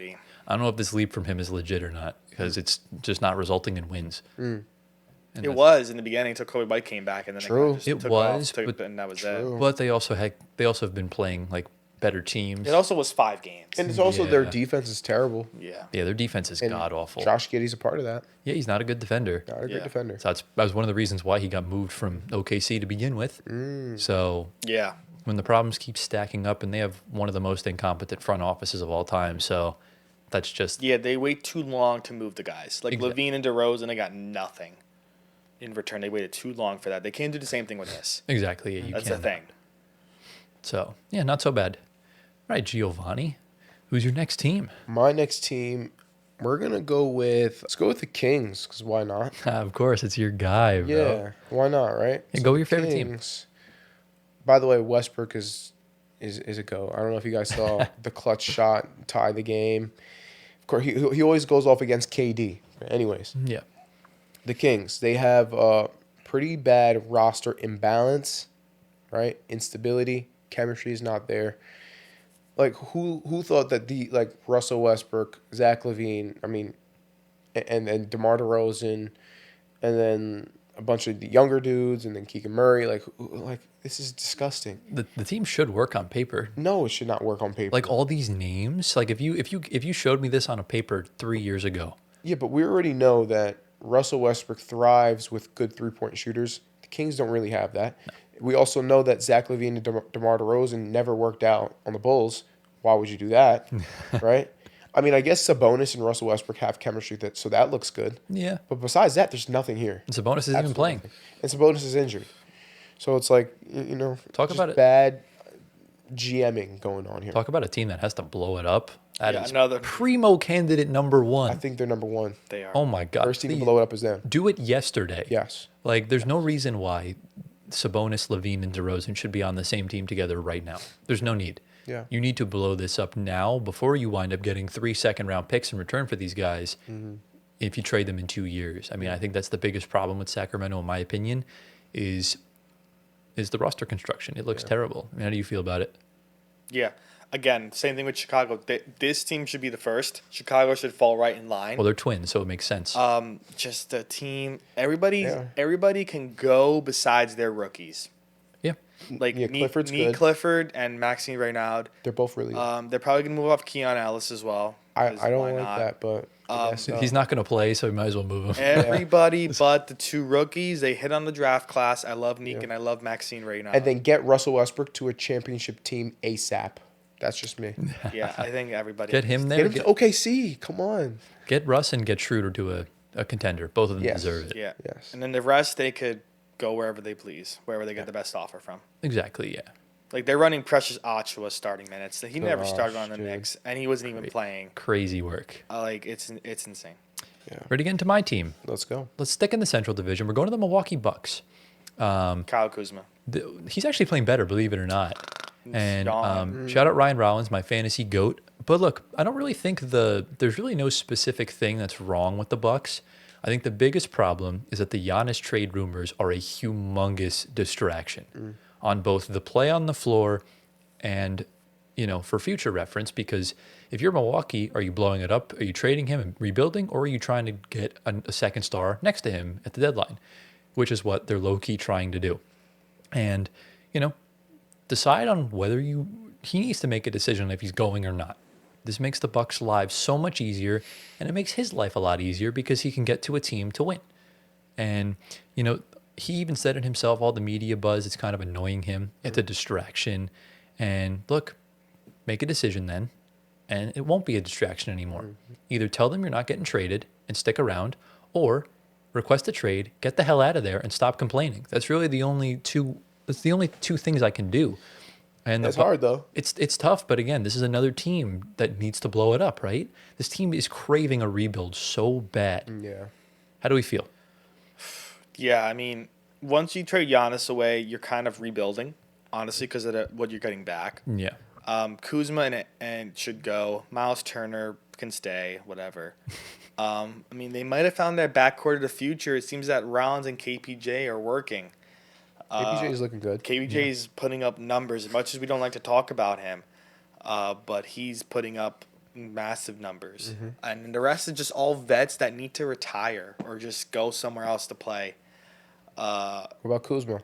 Same, he got to go. You gotta go. Got to go. You got to go. Yeah. Carl. That's it. I mean, I think he nailed it because once you trade Giannis, you get a good return. That's your team that's rebuilding right there. Yeah, dude, the package, if there's a bidding war for Giannis, the package you're going to get back is insane. Yeah. So it will look pretty good, if you ask me. So, all right, do we want to go one more round before the lightning round, or do you want to do the lightning round now? What do you want to do, Anthony? Because it's either 4 rounds, lightning round 3, or 3 rounds, lightning round 4. Let's just 3 do rounds, lightning round. lightning round now. You want to do a lightning round? Unless we Now, do. or you want to do? Let's do one more full One more? round. One yeah. more. Yeah. That way we can take the last little bit to yap about the remaining 12 teams. Yeah. So one more round. So yeah. we're going to go to a West team here. Very similar to the Kings, the Pelicans. Blah, blah, blah, blah. Okay. The problem with this team is the whole team. And I'll get into reasons. The whole Joe thing, should be Joe Dumars. top to bottom. Well, listen, the rookies look good. Fears and Queen are hits. Yeah, Queen is a hit. Everybody else right now, Zion to Herb to Alvarado. Herb is so bad right now. to Jordan Poole. Played good the other night. Those Yeah. guys need to find new homes. Props to Trey Murphy and Sadiq Bey for getting their value up. So at least that trade back for both of them is going to be somewhat nice. Yeah. But Yves Missi, Alvarado, Herb Jones, Poole, Zion can all get a nice plane ride out of there. Yeah. Yeah. And Don't then forget maybe- DeJounte Murray. No, you can't move him because he's injured. I'm sorry. We You got to can move keep him, but- you can't. Yeah, But we can move that's going to kickstart somewhat of a nice new start. Same thing with like a lot of teams Yeah. that we talked about. But the rookies look good. Mm-hmm. Everything else,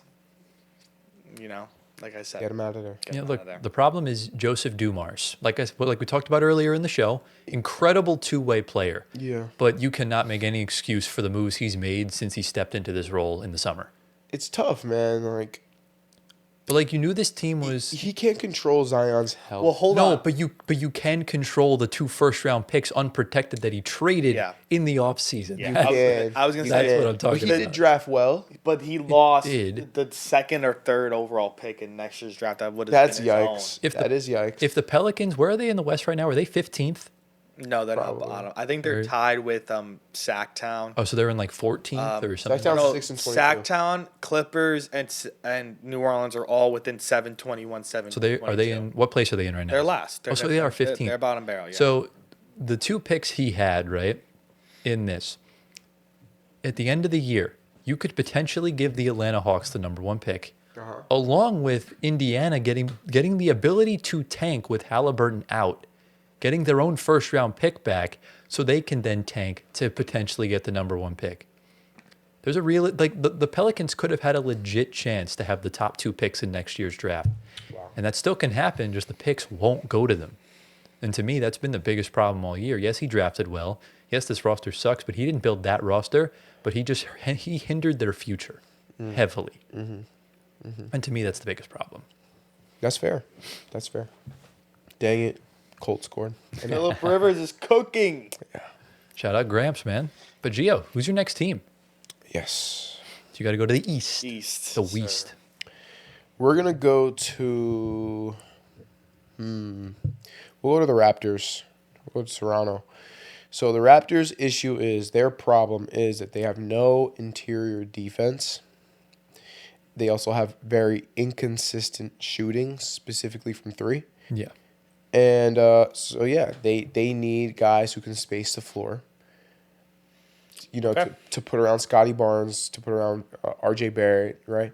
And then the interior defense. That's it. That's what they need. Point blank. Period. Simple. Did Shit Fetty like have any that. input on this? He actually didn't. I didn't have enough time to actually Ah, contact fair. Fetty for this Yeah, one. he did it. Yeah. But yeah. So what do y'all think? Yeah. Yeah, I mean, like, thank God for Mamu, because if Mamu wasn't there, they would have no backup center. Yeah. That was great enough to play with this team. Pirtle's taking a step back. Maybe Yes. something's going on with him injury-wise. Forgot about Quickly. I think Quickly's a problem. I said inconsistent shooting, did I? I think Yeah. Quickly's a massive problem for There you them. go. Dick Grady's a massive problem. He had a good game the other night, though. Yeah, but Yeah, that's it. I mean, their bench is deep, very deep, with young guys mostly. That they're gonna improve. But yeah, I think that's a good thing you said, Gia. They did lose to the Nets last night, That's bad. and they only put up 81 points. That's really Insane. bad. How could you lose to I saw a stat the other day. The Nets gave up the least amount of points in December. Are the Nets trying to go in like I don't To the know, finals or but like something? What's I going was on trying here? to tell y'all about Jordy Fernandez. This dude's he's a good insane. coach? I can't lie. He's nuts. He knows how to tank while also being good. No, we made this roster as Jordy proof as possible. Yeah. Because last year didn't work at all. Yeah. But it's fine. It kind of is what it is. Yeah. But yeah, the Raptors like they have it sort of together. They just need to make it work, and it's just not. It's not. I don't think they have the right personnel necessarily. There's just too many players do the same things. It's a little bit of a redundancy. I agree with that. So that's fair. Yeah. You're already getting to my next team. Yeah. So I got to go to the West. Obviously, once the lightning round kicks in, I have 2 West teams, so my order is going to get screwed up, so we can stop that afterwards. I'm going to go for... That's a good question, actually. Who am I going to go for? Let's go for the Los Angeles Lakers. LeBron James. So the Los Angeles Yes. Lakers, I mean, LeBron is technically He's a the part biggest of this problem, but I don't think he's the problem. I think it's defense. He is the problem. It's defense. LeBron's been playing really good the past few games. The problem is the defense. The defense is god awful, disgusting. Like take it to the back of the barn. Like it needs to be gone. Yeah. So obviously, we know how prolific offensively this team is. Yeah. We know how great Luka and Austin Reeves can be. They're both traffic cones. We know how good LeBron James can be offensively, but he's going to be 41 in 2 days after this episode comes out. You shouldn't be relying on that. And the one thing this team is missing, and if you look at the other top competitors in the Western Conference, and even some of the good teams in the East, like the Knicks and the Pacers, there's no good athletic wing defender. The Lakers thought they had one until Jared Vanderbilt decided to play like Ben Simmons light, and it just kind of went to crap. Yeah. But go around the league. You got the Wolves with Jaden McDaniels. Yep. You got the Knicks with OG Anunoby. The Thunder with Jalen Williams. The Nuggets with Cam Johnson. These like 6'8" to 6'10" guys that can shoot, but they can also guard at the point of attack. And that's what this Lakers team is missing. They need someone to essentially fill that void, and it just doesn't exist. What I'm saying is LeBron should fill that void. He should be able to do that. He should be Take the focus off of the offensive side of the he's floor. 41. Yeah, but He's all not- you have to do is lock in on defense and take the focus off of offense. No, I understand that, but it's just at this point you need someone young, athletic, and agile. That's 25, not I think he's 45. still athletic, no? He is, but he doesn't have the speed as quickness, I guess, as yeah. Jaden McDaniels. You're Yeah. right. Yeah. That's like you need someone that's going to guard the best player. Yeah. They just don't have that. You're you're stuck. You're putting poor Rui Hachimura in the post against Jokic, or whatever, right? Like he's getting put in situations that don't fit him properly. Yeah. So, how do we feel about that? That's very accurate. Okay. So who could they pick up? Like, The names. I mean, there really wasn't names I put in, but Really nobody. there's really no one that's like available at the moment. I mean, Herb Jones. That's the guy they're interested in. I think he would do wonders for that team. He My actually would. goodness, That's a defensive wing for sure. yeah. they need it. You can easily give the Pelicans a decent package for him. Yeah. What would you give if you're the Lakers? They'd probably have to part with Rui, unfortunately, Yeah. because Herb Jones has to start, Yeah. and you'd probably have Picks. to give a first. I would Dalton imagine. Connect. A first. Yeah, you can get rid of a young piece. Yeah. Make it work somehow. Yeah. Herb doesn't make too much money. Yeah, no. So they should be able to be okay with it. There's really no one else I can really think of that would work. So I think they should go for Herb Jones and pray the Warriors don't get him. Yeah. So, ladies and gentlemen, it is speed round time. So we're going to go through 3 rounds. We're still going to alternate, but these are going to be really quick. And I'll put the timestamps in as 3 teams for each round. So We're gonna try to go quick. we're going to try to go quick. I have like 4 teams, actually. Do 4. I only have 3. Yeah, I have 4 that are kind of quick. I do have 4 as well. Pick one that's not going to be as quick, and just do that one the first time afterwards. So, so your Okay. first lightning round team. Who you got? The Nets. I don't really think they have anything crazy. They're tanking. So. I'm gonna say Cam Thomas, He's not playing though. but I think it's a problem because to move, and I think kind of Yeah. with the offseason that kind of got into a messy situation. Like, who wants him right now? And what value are you going to get in return for That's him? the biggest That thing. I is was an gonna issue. say. I think really the only like for like would be Ivy. If the Pistons want an I think off-ball he would do that scorer, at this point. I think the Pistons could use that. I mean, we'll talk about the Pistons later on, but they could use someone like Cam Thomas. That makes that similar. But money. I like the injuries are tough to give up for Ivy unless they just say, "Oh, injury for injury, we move on from each other." It's kind of the biggest problem hindering you guys is if he was starting and putting up all-star numbers, you get a package and a haul for him. Right. That's the biggest thing. So I mean, it's a problem, but like I understand how for you it's not because he's injured, but that's the problem. He gets injured. Yeah. Exactly. If this was a month ago, it would have been Jordy not playing the rookies, but he is now. Yeah. So that's totally understandable. I don't have a Yes. problem with it. All right. So my next team, is going to be the Memphis Grizzlies. I have written down here that they need outside shooting badly, and they need to decide on John Morant. What are they going to do with him? right? Exactly, So that's their biggest issue. That's their biggest, thing that's looming over their heads coming up in 2026. Kind of like the Giannis stuff with Milwaukee. I feel like it's Yeah. a distraction. It's not really working, if that makes any sense. Yeah. Ja looks washed at 26. And even with Triple J, Yeah, him as well. They got to figure out what they're going to do. Are they going to blow it up? Are they not? they need to. Yeah. I think Ja might wind up on the Timberwolves at some point soon. Oh, wow. Yeah, I think that would be a good fit, actually, him and Ant. Yeah. I like that. And then Rob Dillingham goes to the Grizzlies. Likely, yeah. And he's going to go off. You might have to give up some salary for like Randall might have to go. Yeah. But I'm sure you could figure something out to make it work. I know they're also interested in Giannis too, so it's tough. Ooh, okay. But we'll see. Yes. All right. Never thought I'd see these guys in the lightning round, but we're going to the OKC Thunder because they really just don't have problems. I guess my biggest problem for them is that the starters just are not healthy this year.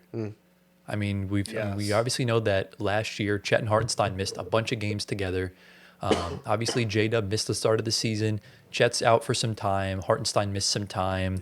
Yeah. So, despite their record, as incredible as it is, they did deal with a ton of injuries. But they recently have slipped up in some games. They lost to the Wolves the other night. So now like 24-3 or 25-3. And I guess just the main problem is don't get complacent as the defending champions.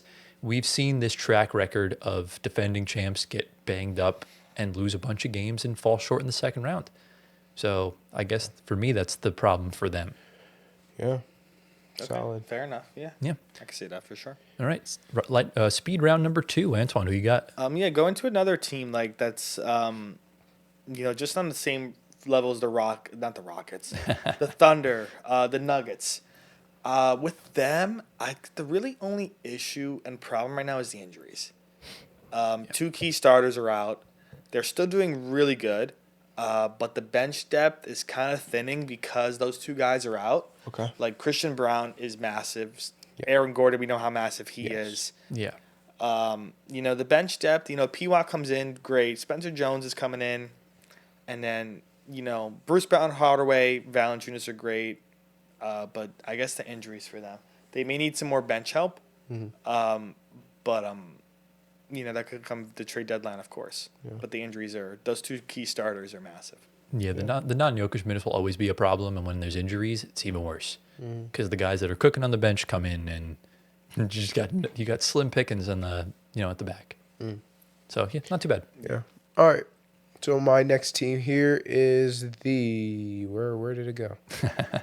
Where on earth did you go? Where's Waldo? Oh, the Wizards. Oh yeah, duh. Yeah. So this is easy, quick round.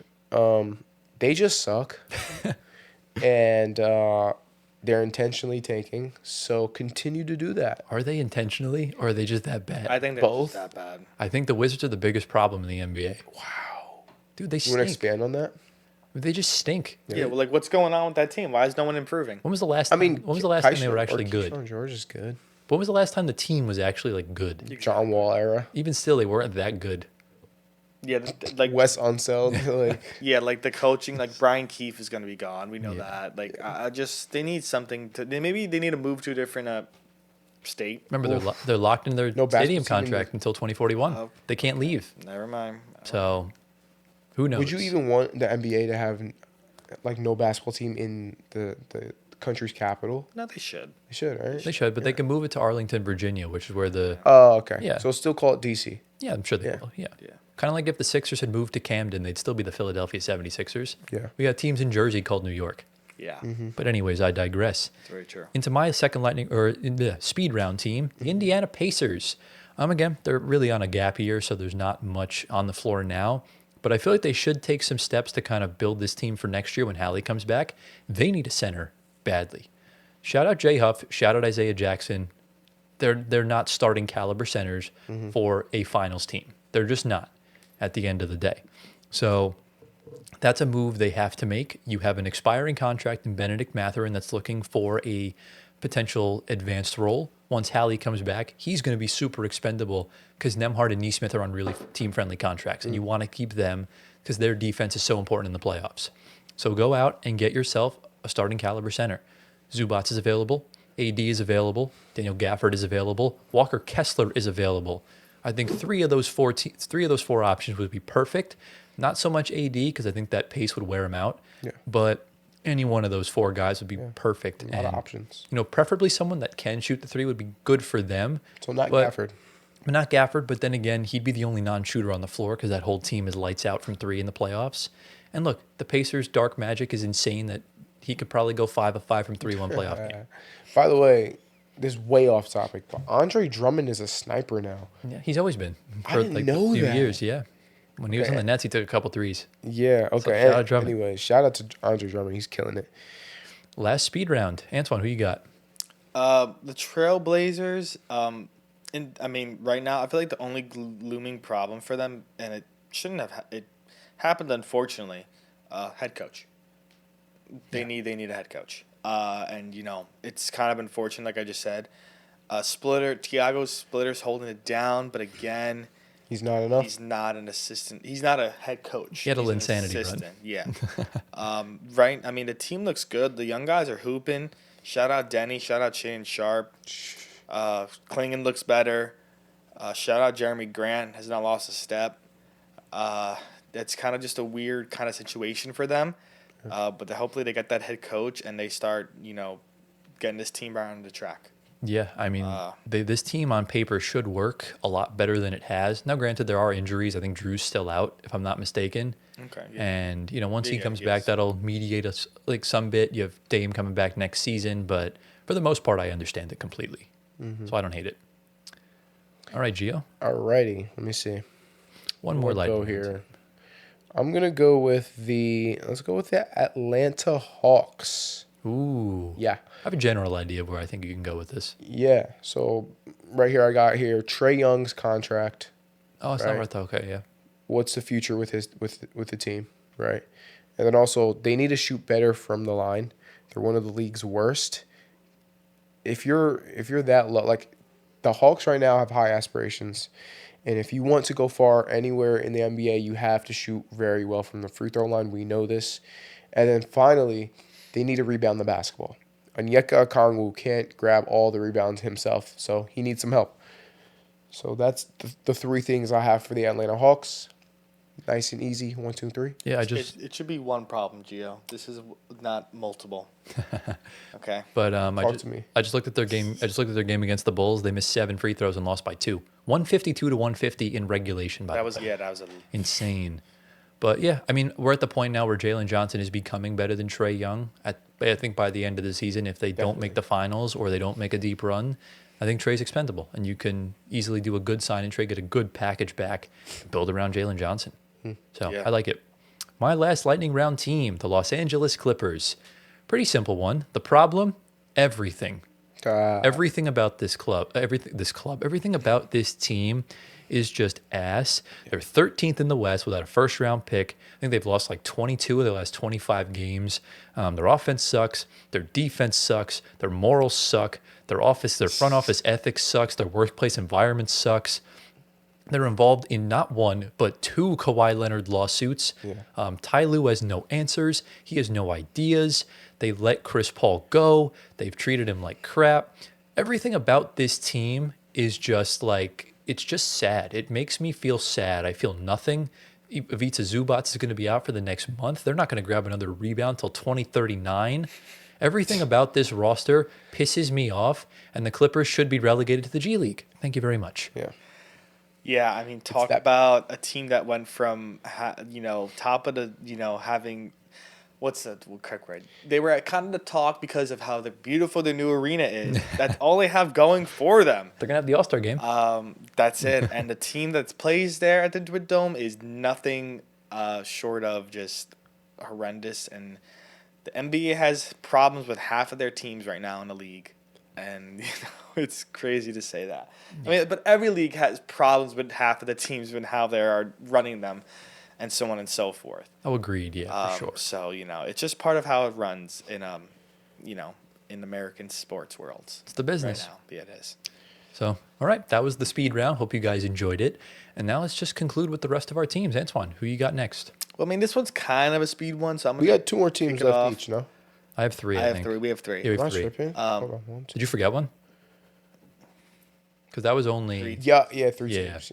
So I mean, this is kind of a quicker one. It's because of how this kind of transpired for this team, the Rockets. If Fran VanVleet was healthy, we're having a whole different topic. But Fran. the injury happened. They need a point guard to replace him. I think that's the biggest issue for them still. They're holding it down right now with what they have. But if they want to make a deep run into playoffs, they need a point guard. So that's what I have written down. Because I feel like Amen is not a starting point guard still. Mm-mm. So you got to get that filled. Reed Shepard comes off the bench as your 2 guard and your 6th man.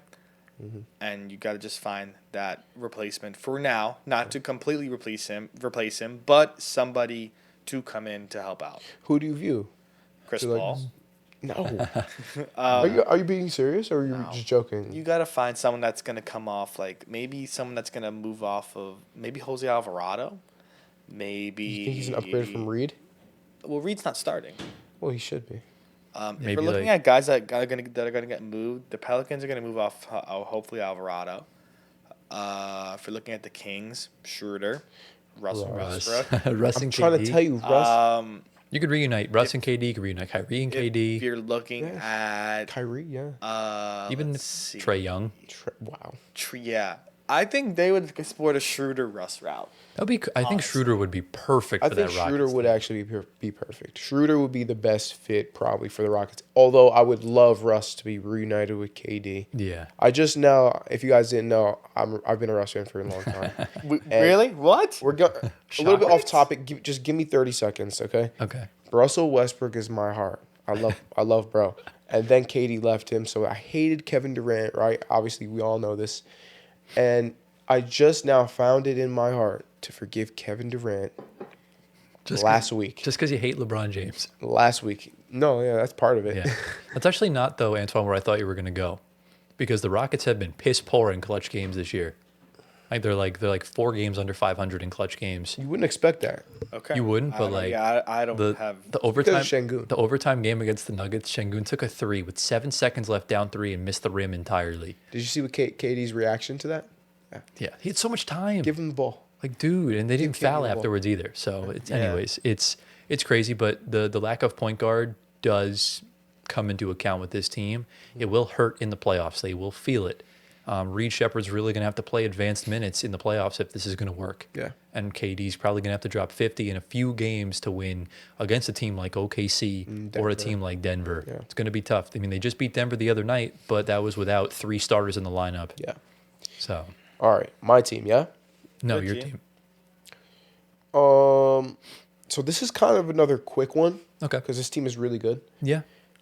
We're going to go with the Spurs here. Oh, yeah. Yeah, so the one thing they need to fix is their defensive rotations. I feel like they have a lot of good defensive guys. Obviously, Wemby's the best defender in the league, but Stephon Castle is also a very good defender, very capable defender. I mean, De'Aaron Fox is not the greatest. Dylan Harper, I haven't really seen enough of him. Champagnie and Harrison Barnes, they're solid. So they have some good names, but in terms of rotations, they always seem to be late. And what happens is they allow, I'm pretty sure, according to this statistic, they're like top 5 in terms of allowing open 3-point shots, like open ones, like wide open. I think they're like, I think they're third. Yeah, around there somewhere. So that's an issue. 3-pointers are 3-pointers. They're not 2-pointers. They're 3, so they count as 3 points, right? Right, You know yeah. that, yeah. So it's like we can't give up those wide open threes. That's huge. It's probably why they lost those 7 games is open threes. Dude, Josh Hart ate off of those in the NBA Cup. There were 3 threes alone in that game. He just walked into them. Yeah, Whether he made or missed, like it's still you have the opportunity there. yeah. And And it doesn't make any sense to me, right? Because if you have Wembanyama in the paint, there's no reason why you should be helping. well, that's where I want to ask Yeah. you this. Go. Does Wemby on the roster and on the floor give the other 4 guys on the floor a bit of like a complacency that, oh, we got Wemby, we don't need to really defend as hard? I don't think so, because if it did, Because we'll see Devin No, Vassell lose his because- man, and Wemby will just bail him out with a block. right, That's kind of what I'm saying.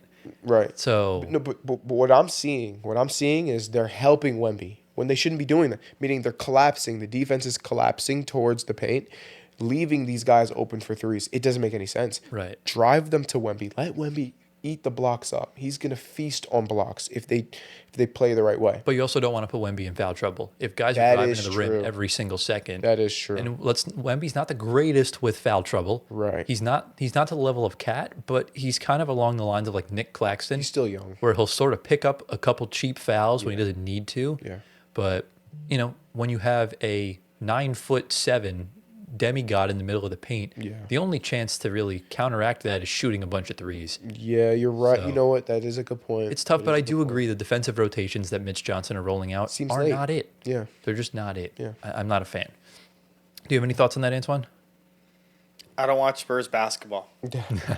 I mean, you watched one Spurs game. Yeah, you I mean, the one thing I got from watching the Spurs is that, Wemby was hot off the bench.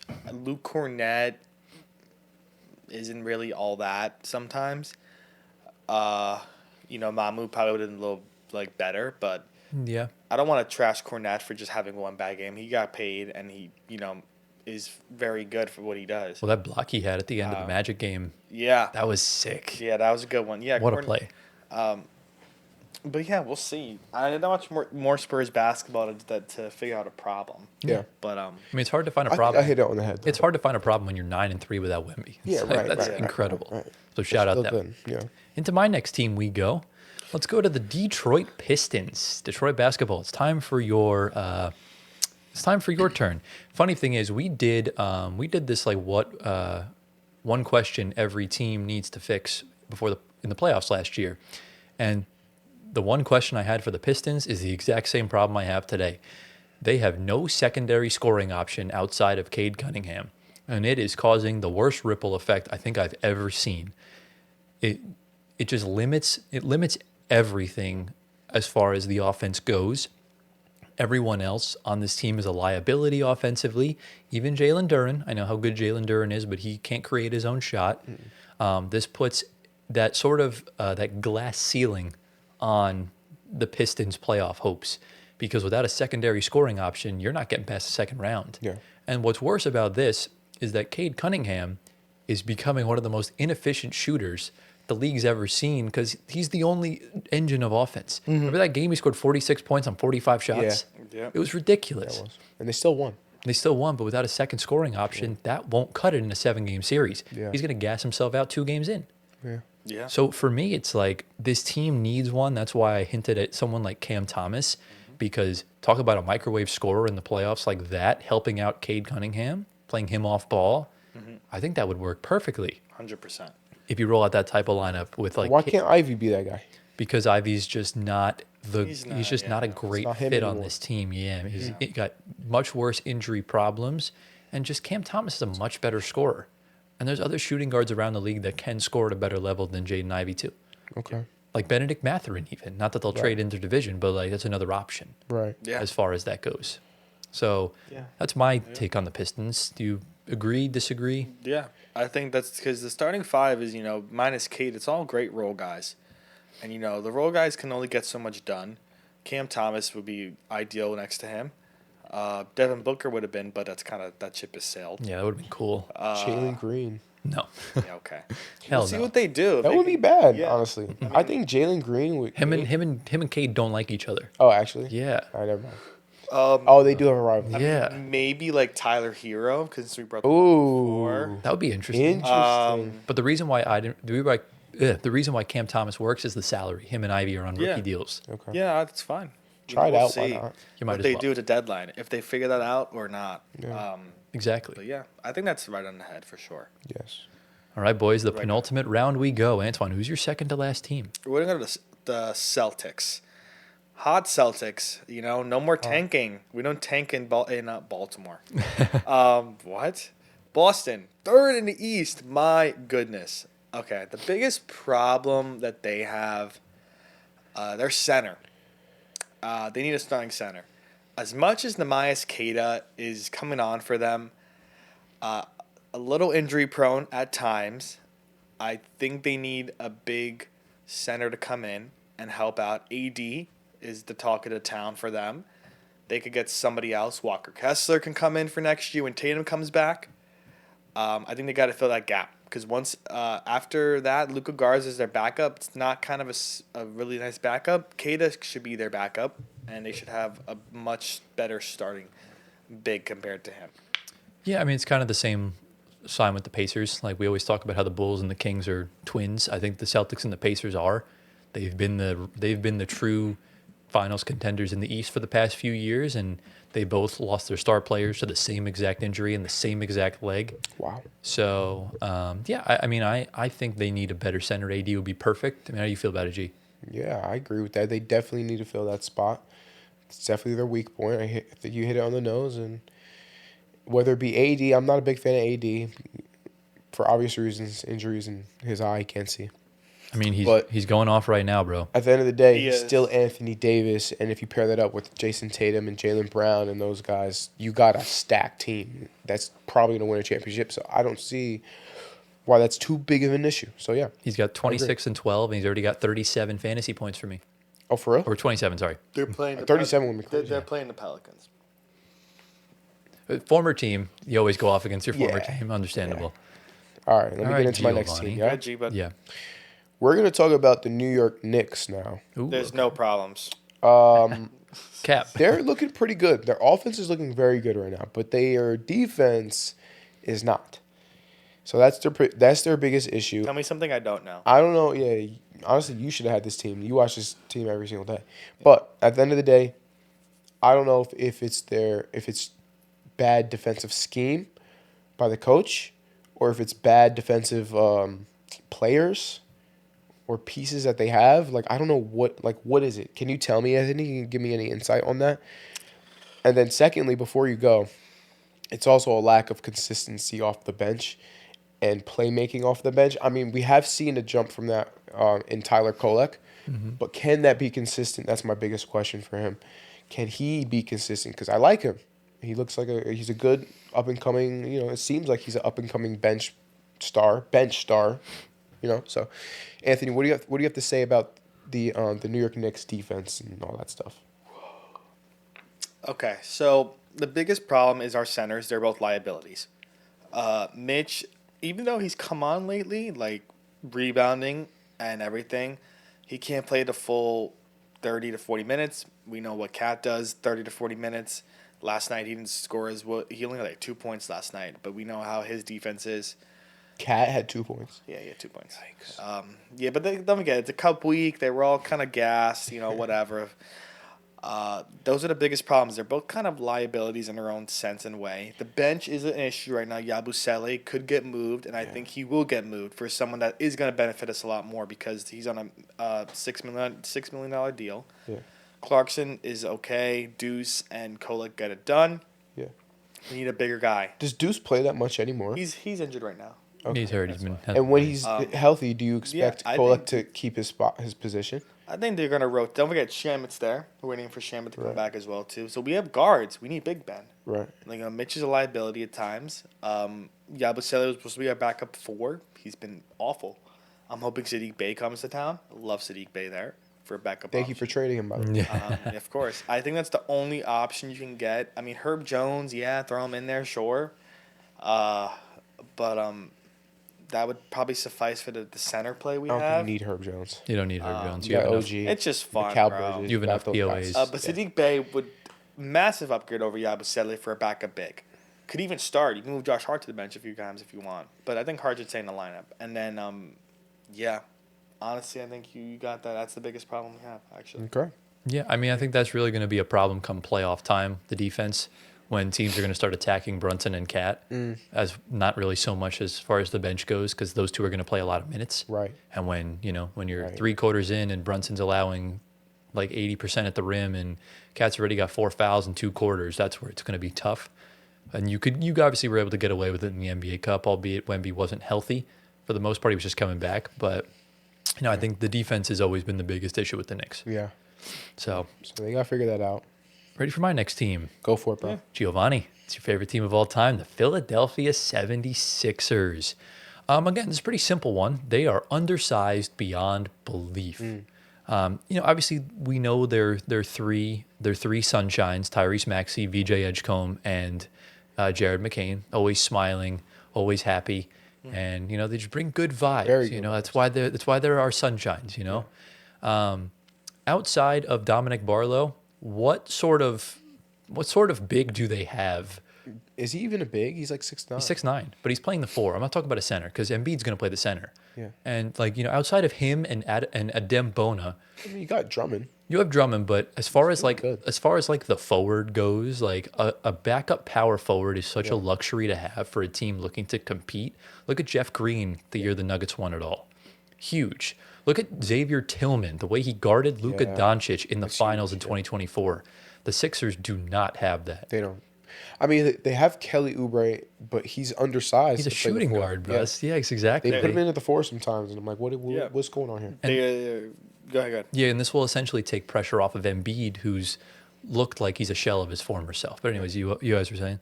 Yeah, it's a very guard-heavy team.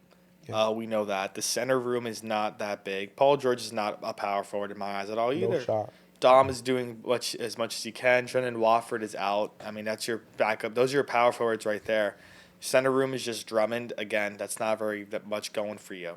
So, yeah, like, same thing with Boston. And like you said with, who else? Indy. Yeah. It's a very much of a big man problem they got going on. Exactly. I think that's spot on, too, honestly. Yeah. All right, final round. Antoine, who is your team? I have the Magic. So, I think the biggest thing for them, honestly, is not anything to do with their starting 5. I think the starting 5 is fine the way it is, even though that's like Even Wendell Carter? 100%. He's really fine. Shout out Wendell. For now, when I look at this team, their bench is atrocious. And Yeah, I will call out, let me see. Because right now, if you behind the starting 5, Anthony Black is great. Tyus Jones is out his brother. Tristan DeSilva is out right now. Goga is great. He's not great. No, he's not great at all. he's decent. And like Jace Richardson is coming on as a rookie. I like him. Jonathan Isaac. He could give you nothing. minutes. Nothing. No, nothing. He's been quite bad. Jed Howard, nothing. You're looking at Anthony Black and Goga. Yeah. Honestly. Really just looking at Anthony Black. Anthony Black, honestly. They need to trade for some bench help. Sadiq Bey would fit, obviously, of course, any team. Herb Jones would fit. Just fill out that bench, man. That's the biggest problem. I think the starting 5 is phenomenal. 1 to 5, they're great. Even Wendell's looking a little better. I think the bench is... If they want to get far, they need bench help. Because you're going to run these guys to the ground. Paolo and Franz already are a problem because of their injuries. Yeah. So is Suggs as well. Well, even when they're not injured, they just don't work together. Well, I want them to work together. Let's keep going. Like bench going. Paolo needs to wake up because he's looking like he's not the best player on this team anymore. And that could be quite bad. But, I guess it kind of is what it is. You have anything on that, Gio? No, I got nothing on that one.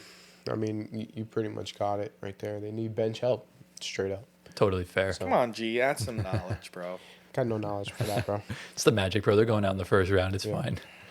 All right, Gio. All right. So my final team is the Minnesota Timberwolves. Rob Dillingham. He is actually not their biggest problem. Oh, he's a problem. The biggest problem is the fact that they don't play Rob Dillingham. Here we go. That's the biggest problem. And I'm about to get on crazy. there. Can we just go to your team, Tyler? No. But seriously, though, their biggest problem is they don't have any point guard play. Yeah. Same thing with the Rockets. They got no point guard play. So, simple solution, start Rob Dillingham, like I just said. Like all they have to do is integrate the young talent. That's it. Get Rob Dillingham some moments and some opportunities to show what he can do. Show us why you drafted Rob Dillingham. Show us. We want to see it. Yeah. That's all I'm saying, man. That's what you Give want him to the see. opportunity. I don't really want to see it, but Why don't you want to see Rob? Is super exciting player to watch. dude, he's getting ready to learn Grizzlies, buddy. That's kind of where we're at. Yeah. He doesn't fit this timeline. Let's be honest. Yeah, you know what? Fair. I get why you would say that. Yeah. But then again, we haven't even seen him the opportunity to play. He plays, 2 minutes a game. 2 minutes a game. He's playing a little more than that. 5 minutes. I think he's playing more than that. He's playing like 5 minutes. Genuinely. I'm pretty sure he's playing more I'll than look that. it But, up. but I Genuinely like 5 digress. minutes. Maybe like 7 on a good day. He's playing 25 games, 10 minutes. See, I told you double 10 and a digits. half. He's there. It's good enough. 10 minutes is capped. Just under rotational All right. minutes. But all I'm saying, I want to see more from Rob Yeah. Dillingham. I want to see more point guard play. That's But it. you're right. This team has no point guard No at point all. Yeah. Mike Conley is trash. That's kind of it. You're just shoehorning shooting guards at Exactly. point guard. Yeah. That doesn't really work. Yeah. So that's totally fair. Very G. Very much. And that just brings us to the final team. I know what the team is. And it's Gio's favorite team in NBA history, the Golden State Warriors. Ugh. How'd you know? Oh, because it was just a lucky guess. How did you know? Oh, because it was the only team not mentioned. He's totally out of shot. It's the only team. I don't know what their problem is, actually. This is interesting. Cam Spencer. To me, this is Pat Oh, on the Pat. Warriors. Yeah. To me, Oh, my God. Yeah, bro. shut up. To me, in my honest opinion, I do think this is the most flagrant problem on the entire list. And it's kind of pissing me off because this team should be a lot better than what they are. Give Steph Curry any sort of help. Someone on the roster, just do it. Yeah. I just watched him go off the other night. He scored 47 points. And the rest of the team just lollygagged behind him and did nothing. Listen, Jimmy Butler and Draymond are there. I don't know what you're talking about. Offensively, Steph's back is breaking. Yeah. He is surrounded by heavily limited, undersized offensive players. Jimmy's no knockdown shooter. Draymond Green shoots like he has a backpack on. And That's funny. and Yeah, the, it does. and the two biggest problematic players on this team are Jonathan Kuminga and Brandon Pajemski because they're either not playing or when they're playing, they're basically playing for the other team. I literally watched Pods a few weeks ago have an 0 of 7 shooting performance. He airballed 2 threes and threw a floater off the side of the backboard.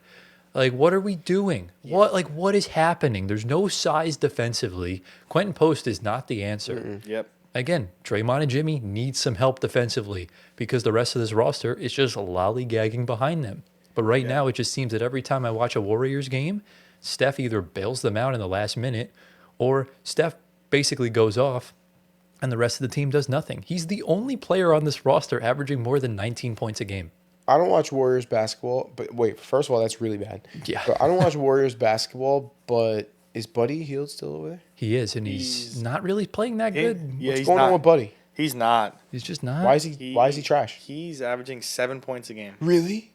He should be at least 14. He's been awful. He just hasn't been. They've been Awful. They've been kind of playing pods more than him lately. And Will Richard. And Will Richard. That's and your Pat reason. Spencer. That's your reason. Yeah. Get Buddy in the game. He's a good shooter. He's 33 years old, bro. Okay. But Yeah, he should be playing. The biggest problem is that the two rookies they have, the young guys, Pods and Kamina, they're ruining them. Again, no center play. Al Horford's out. Quentin Post is not it. Center rooms are not deep right now in the NBA. Yeah. And Will Richard looks, I guess, okay. That's Mid a at rookie that best. looks good. Mid at But best. Yeah. starting five's going down the drain soon. They're all going to retire soon. Yeah. And it's going to be rebuilding time. We're going to look back on the decision to not trade Pods to the Jazz for Lowry Markkanen. Idiotic. Yeah. Now, granted, they could still wind up getting a Giannis, but like at the end of the day, I'd much rather that roster with Laurie with the depth that they had. You wouldn't have even needed Jimmy Butler, No, yeah. but it's he's a 7-footer. It would have been so much better. Yeah. And now Giannis, you're gonna have to gut the team, Yeah. and that's not really gonna make things better. And now I can confidently say I don't believe Steph will win another championship No. at the end before his career is over. No. I thought they had a chance a couple of years ago, but Unfortunate. Sorry. it's an unfortunate situation. Gio's very sad, as you guys can tell. He's just putting on an act for the pod that he's happy, but he's going to go home and cry that the Warriors stink, and he's going to revoke his season ticket access and everything of that nature. But you know what? It's fine. But please get Steph some help. I'm going to put it in the thumbnail. The main thumbnail is going to be Steph in the middle saying no help. Get him some damn help. Put like tears in his eyes. Put the sad emoji in the Steph background. has 1 foot out the door. He's 37 years old, bro. The fact that he's still playing like this, though, the fact that he's carrying the offense at his age is pretty impressive. You have to admit. Yeah, Yeah, no, yeah. seriously. He's playing like a top 6 player right now. Sitting top 10. Well, right now, I mean, the clear top 5 is Jokic, Giannis, Shea, Luka, Wemby. I think you could put Steph in that 6th spot. You could make an argument. Because realistically, who's he competing with? He's competing with KD. I'll say Maxi's better than him right now. You compete with Maxey, Cade, Jalen Johnson, low key. Yeah. So I think Dumb Dudes is better. So yeah, he's playing around the top 10. anywhere from top 6 to 10. Still good. Fair. But Fair. But yeah, guys, that concludes one problem that every NBA team must fix for next season. Let us know down in the comments. What is the biggest problem that your favorite team must fix? Boys, how do you think that went? That was good. Went pretty good. Yeah. Obviously, there's no third segment in this episode, so it's a bit of a shorter one as far as even though it took over an hour to do this. But you know what? It's fine. And do we have any sort of final thoughts, questions, comments, concerns before we get on into the outro? No. And with that, ladies and gentlemen, that brings us to the end of episode number 89 of the Floor Spacer podcast, Giovanni. G of the week? Oh. Word of the week. I'm going to start putting those in the shared notes so you can prep those in advance. Yeah. Low-key, you keep forgetting. Yeah. I mean, since it's Christmas time, we're going to go with Santa. The reason for the season. I mean, Santa would be a good shout, but we're going to go with the reason for the season. That's Jesus. So come down Jesus. Come down Jesus. Yeah. That's going to be the word of the week and the G of the week. And Double. the G of the week. Oh, okay. I like that. G. He's a G for real.